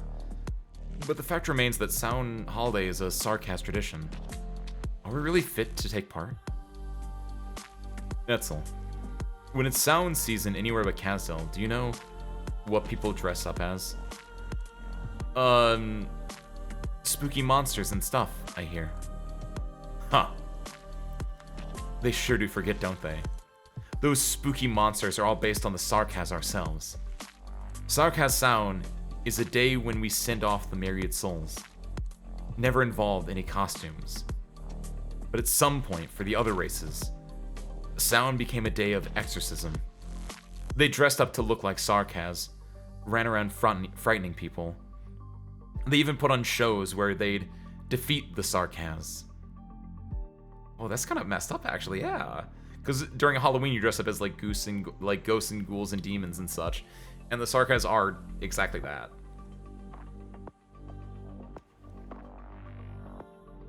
There's one thing between the event and this. Etzel's operator record, where he negotiates a way to get 2 Sancta into Kazel. So they're in Kazel right now, then, working on this Sound float.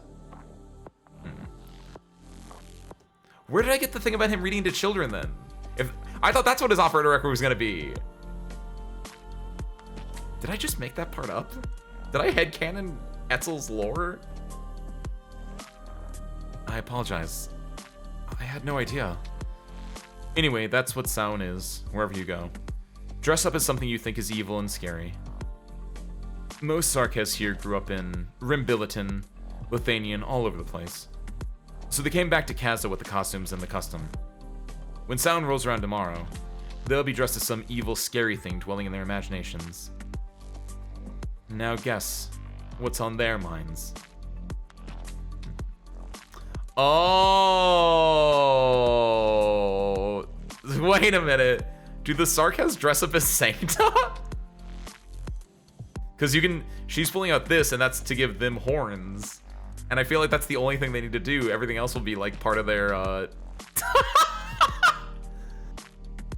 This is really adorable. Look at everyone running around with little halos. They had to like attach a string too to make the halos that they actually have not look suspicious. Oh, it's the Sancta. You know, I kind of get it. Wow. Oh, this is really adorable. The concept inherently is really... Look at this dude! Because this isn't a band. This is like an actual person, isn't it? What is this? Hold on. Little ghost dude in the middle. I like that. Hold on. How did this pumpkin get horns? But why do we have to put on the horns? Because you're dressed as Sarkaz, dressed as Sancta. Uh-huh. Sarkaz dressed as Sancta, dressing as... It's alright, Cecilia. You don't need to puzzle it out. Just keep your horns on and you'll be fine. Yeah, that's the sound effect, sure. Whoa! dudes out here doing magic tricks. She sees it. She gets enamored from it. How about we go see the show? There's still some time before the parade. Okay. So she goes. This dude sees her, gives her a little crystal flower. Oh. Get some food. Get some. Oh, is that a mask actually? Oh. I thought this was food over here. Those like they look like gourds, but it looks like it's just a table full of masks. So she gets one there, puts it on her head. People come out. Oh, are they doing a play with? It is the Pope. That's right. His Holiness. There. He's not real. This like they're dressing up as demons and devils. So obviously this is the equivalent of like dressing up as Satan, I guess. As the devil. Some little lollipops. It's got the mask on. Into cutting later on into the night. Walking the streets. Whoa! It's starting. Everyone's running over to the parade. Here comes the parade. Cecilia's in awe and wonderment right now. Cecilia, be sure to hold my hand tight. Everyone's rushing. It's getting crowded, so this is where, like, if they're not holding hands, Cecilia could get swept up and away. And if she gets swept up and away, there's a chance that maybe one of their disguises, probably Cecilia's fault, fails. Woo!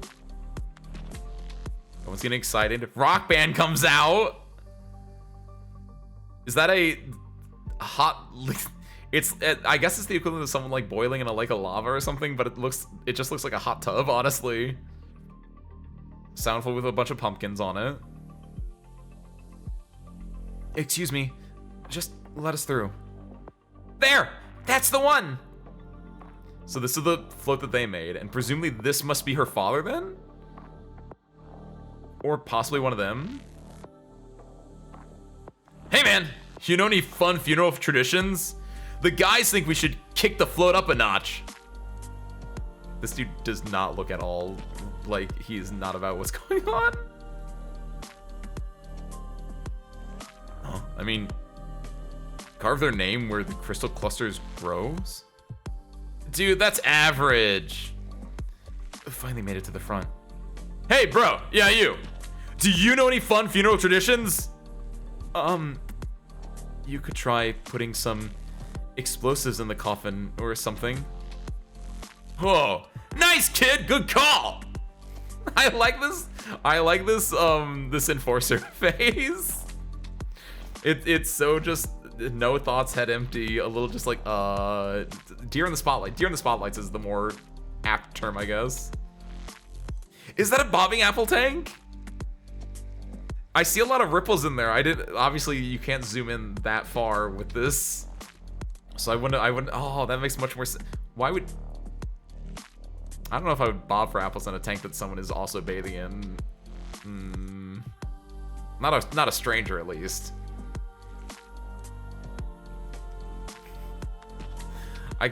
I would not put it past them though. You say it's not, but now I have my doubts. Shame, I already planted the explosives. Anything else to liven up the show? Oh no, oh, it's him! Cecilia sees him, makes some connections. Papa? Cecilia! She's running in. She's trying to get to the float. No shoving back there. You're gonna knock me over. Everything's getting out of control. No, wait. Is that the, that dude's got such a defined jawline. This person that's getting pushed over towards Cecilia is not, but this person getting pushed over to Cecilia might knock her horns or her halo out of the way. Etzel comes in. Watch out! He takes the blow, or he tries to protect her. Stop the parade! There's people in the road! So they've all fallen in front of the parade floats now. Yeah, you in the back. I told you to quit shoving! It's crowd collapse! This is actually like a very serious, scary thing that can happen with large density crowds. Is that you think it's really easy, like, oh, you have a lot of people in one place. If someone falls over, it's like, oh, just go stop and pick them up. Like, stop shoving and do it. But, like, at certain densities, humans turn into dominoes. There's a famous example of an escalator in, I believe, somewhere in Italy, where it's an elevator to get from like the station to the football match, right? And I don't know if they're going to the football match or away from the football match, but people get on this escalator, and the brakes fail on the escalator. Well, actually, no, this is a different thing technically. But it does apply to the very end of it, where the escalator, like, the brakes stop, and even though escalators typically turn into stairs, this escalator did not. It just kept going, and people kept getting on the escalator, and it kept, like, pushing them back towards the bottom of the escalator. And if you're in, like, Cecilia's position here, you can't get up because Etzel's on you, and Etzel can't get up because the guy on him is on him, and it just keeps going and going and going. Crowd collapse is very scary, where, like, humans become a liquid, basically. And once that liquid spills, you can't pick that thing back up that easily. Humans fuse into a solid mass under pressure, much like a custard. Yes, like not a true solid, like a piece of wood, but yeah, like a custard solid that's just all goopy and gloopy. Yeah. So they're getting custardized right now. Adios, Toaster. Hope you have a good night. Thank you for popping in. Anytime, Toaster. Anytime. Yeah, you in the back. I told you to quit shoving. Oh, shoot. Oh, yeah, her horn. So it's that her horn broke now. It's not that it fell off, but it broke, so he's gonna have to fix that. So he's trying to, like, fix it up. Little girl, grab my hand. And then this is her father trying to, like, go and protect her. Or save her. She's got the light in her eyes. Holds hands. Here, kid. Also gets Etzel as well. Hey. Everyone all right? We're good. No sweat. Ian, we're going on ahead of you. Sure thing. How about you two? Hurt anywhere? I'm fine. Are you all right? Ian, is that my papa's name? And then she's just looking directly at him. He's looking in there. And she doesn't know this for a fact that he's her papa though. But like she's trying to like, oh no, you can hold on, you can. It's really hard to see, but you can see tears in the corners of her eyes. And I think that's why when he's looking at it, he's thinking like, oh, this child is scared, is frightened. And so he goes like, what? Hey, I know. And you can see him being nervous because he's got a little sweat drop on it. Hey, I know. Want to play with fireworks? Yeah. Gives the kid the fireworks. All right. Pull as hard as you can.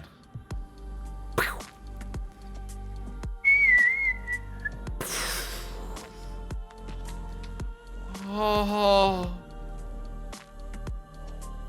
What are those fire? Are they just like trails going up and then exploding? They're not like anything specific, right? Oh. Going from this to this amazed wonderment face. Fun, right? Yeah. I designed it myself, you know. Now give this one a try. Okay. Oh. Well, father-daughter, real father-daughter bonding moment. And you get the look of just satisfaction on his face. Ian, sir. These fireworks installations are a lot like how the Sancta do them. Can I ask you how you... You're a Sancta, aren't you? You got a real Sancta's halo. And the wings. I'd never forget how they look. Sir, we don't mean you any harm. Uh-oh. Guess you're not here to hound me. Cards on the table. We work under Miss Grimm. We're the ones who put this float together. You're with Grimm, huh? Good few boys of mine owe her one. What do you want to know? We've been looking for a man. A Sarkaz man who's very familiar with the Sancta. After looking at this float's blueprints, I knew you had to be familiar with Sancta firearms and explosives. Because my Sancta wife, you see. She taught me all this.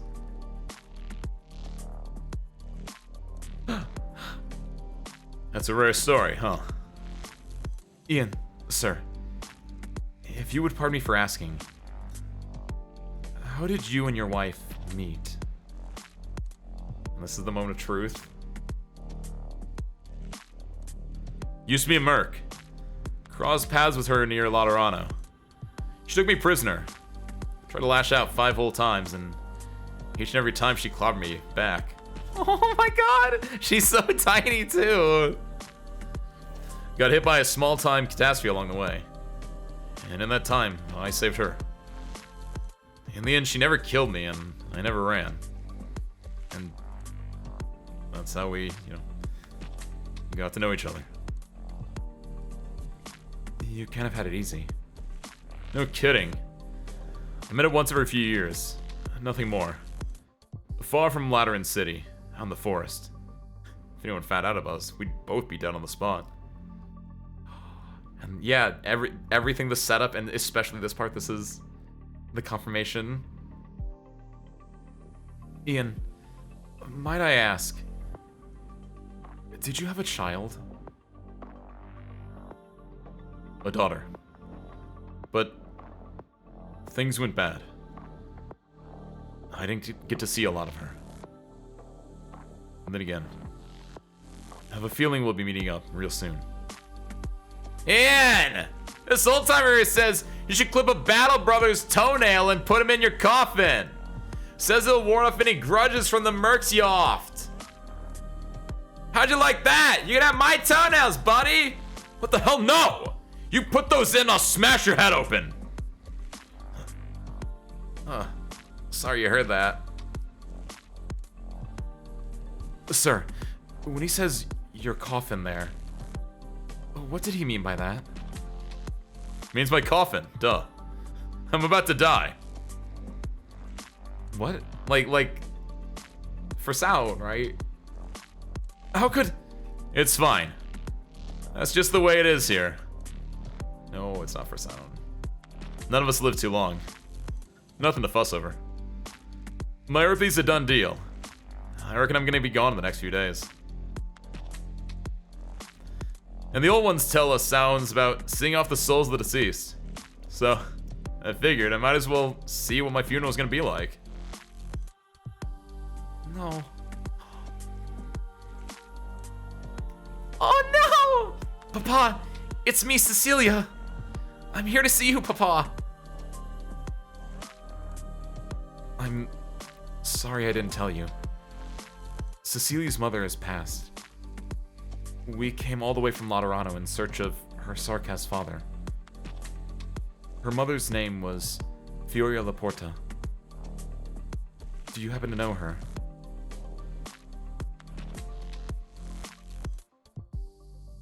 Pats the head.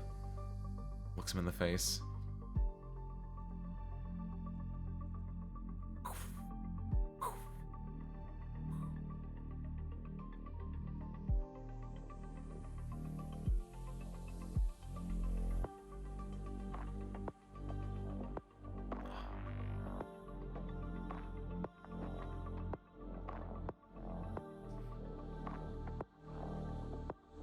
Lifts Cecilia up on his shoulder so she can see the fireworks. No words. Just pure, composition here. To show you that she's feeling extremely sad about what she's heard about her father. But everyone else is celebrating. And in the moment, this isn't a time to be sad. Samhain is a celebration of life in a way, right? It's the idea of like, when you pass, should you be sad or should you be happy? And, oh, I'm actually really interested in this now. Hold on. Which I guess, no, never mind. I was gonna say, because the Sancta funeral we saw in Guide Ahead was very much a sad, solemn affair. But they did mention in the event that a lot of Sancta funerals are very happy, joyous occasions. It is a celebration of life. And I was gonna say this is a distinct difference between the Sarkaz and the Sancta, but really, it's not that different then. This is a celebration of life. Aw, this shot though.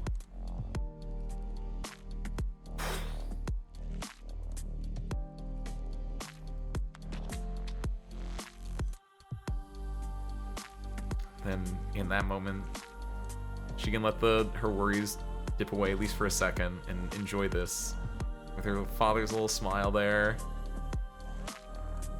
Aww.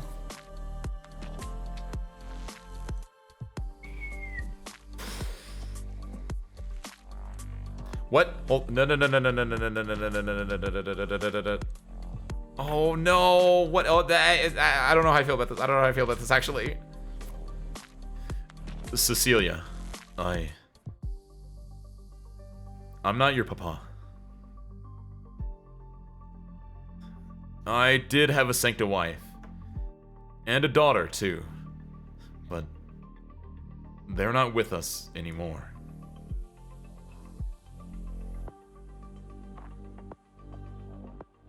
Senor Ian, I'm so sorry. So this, oh my god. This still, everything that happens here still tracks though. Because it's the idea of he as a father, especially a father of a child not unlike her, sees this young girl crying and is like, what would I do for my daughter? And especially in this moment where it's not like I as her father am going to die. It's like her father could still be out there, and again, she should enjoy this moment. And he, in a way, is probably happy that he can see, like, he lost his daughter, but I don't know. There's something really beautiful about that. It's your standard little like affair in a way where it's I'm not the guy, but you remind me of my daughter. Oh my god. Now, I guess my story might sound just a little like his, but I'm not the man you're looking for. Aww. Don't worry. I'm sure your papa's out there waiting for you, somewhere. Thank you, Cecilia. What for? Thank you for letting me, in my last days, be a dad for just 3 extra minutes.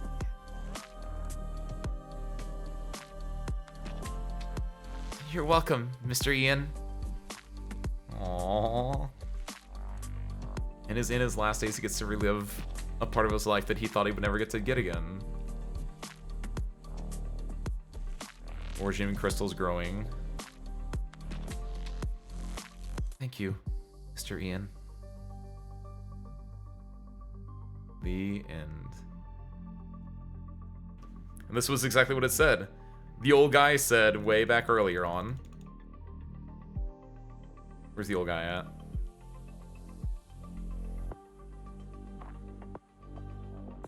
This way. Carve the name where the crystal clusters grow. There we go. And that's what they did. Aww. Basically marking this as... Because when someone with Origin dies, they more or less explode. And crystal clusters grow where they form instead, and just carving it like a tombstone. That's so good. Alright, Source Crew. Well, I hope you enjoyed that. Close that out, close that out. Alright. So Screw, I got nothing else. We've finished up Guide Ahead. We got our good boy Etzel, our good daughter Cecilia. They have a nice continuing story. Still looking for her father, which hopefully we will at some point be able to connect back to in the Masses Travel. But before that, Hortus de Escapimio. But before that, whatever this event is called,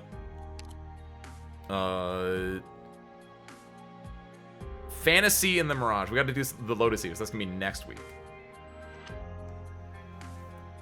But before next week, we got a lot of other things to plan. So, let's wrap. So screw.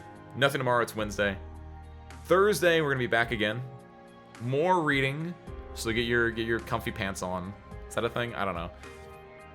We're gonna be reading chapter 2 of Zato. I love the world and everything in it, which is a fantastic game. I really enjoyed the first chapter of it. If you've not tapped into that, please do. Chapter 2 is gonna be about searching for a missing girl who, chapter 1 was all about setting up her relationship to our main character, our narrator. And so, we gotta go find her. Sunday, we're gonna be doing more Stardew. Monday, I have no idea. We'll find out when we do. Tuesday, Fantasy in the Mirage. Sound good? Perfect. I don't think I have much else. So, let us wrap. I'm gonna send you guys over to...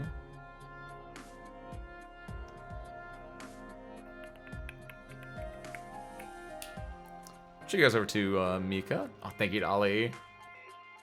Migu popped in here earlier. Mika's currently doing some Arknights as well. Let's go check him out. Go enjoy it.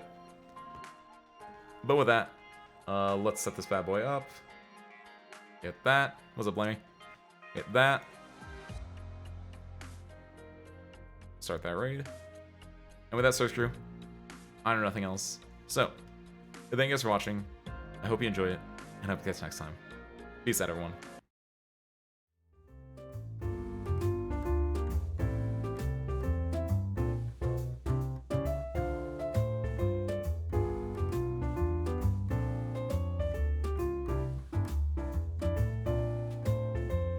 And see you there in 3, 2, 1. Go say hi.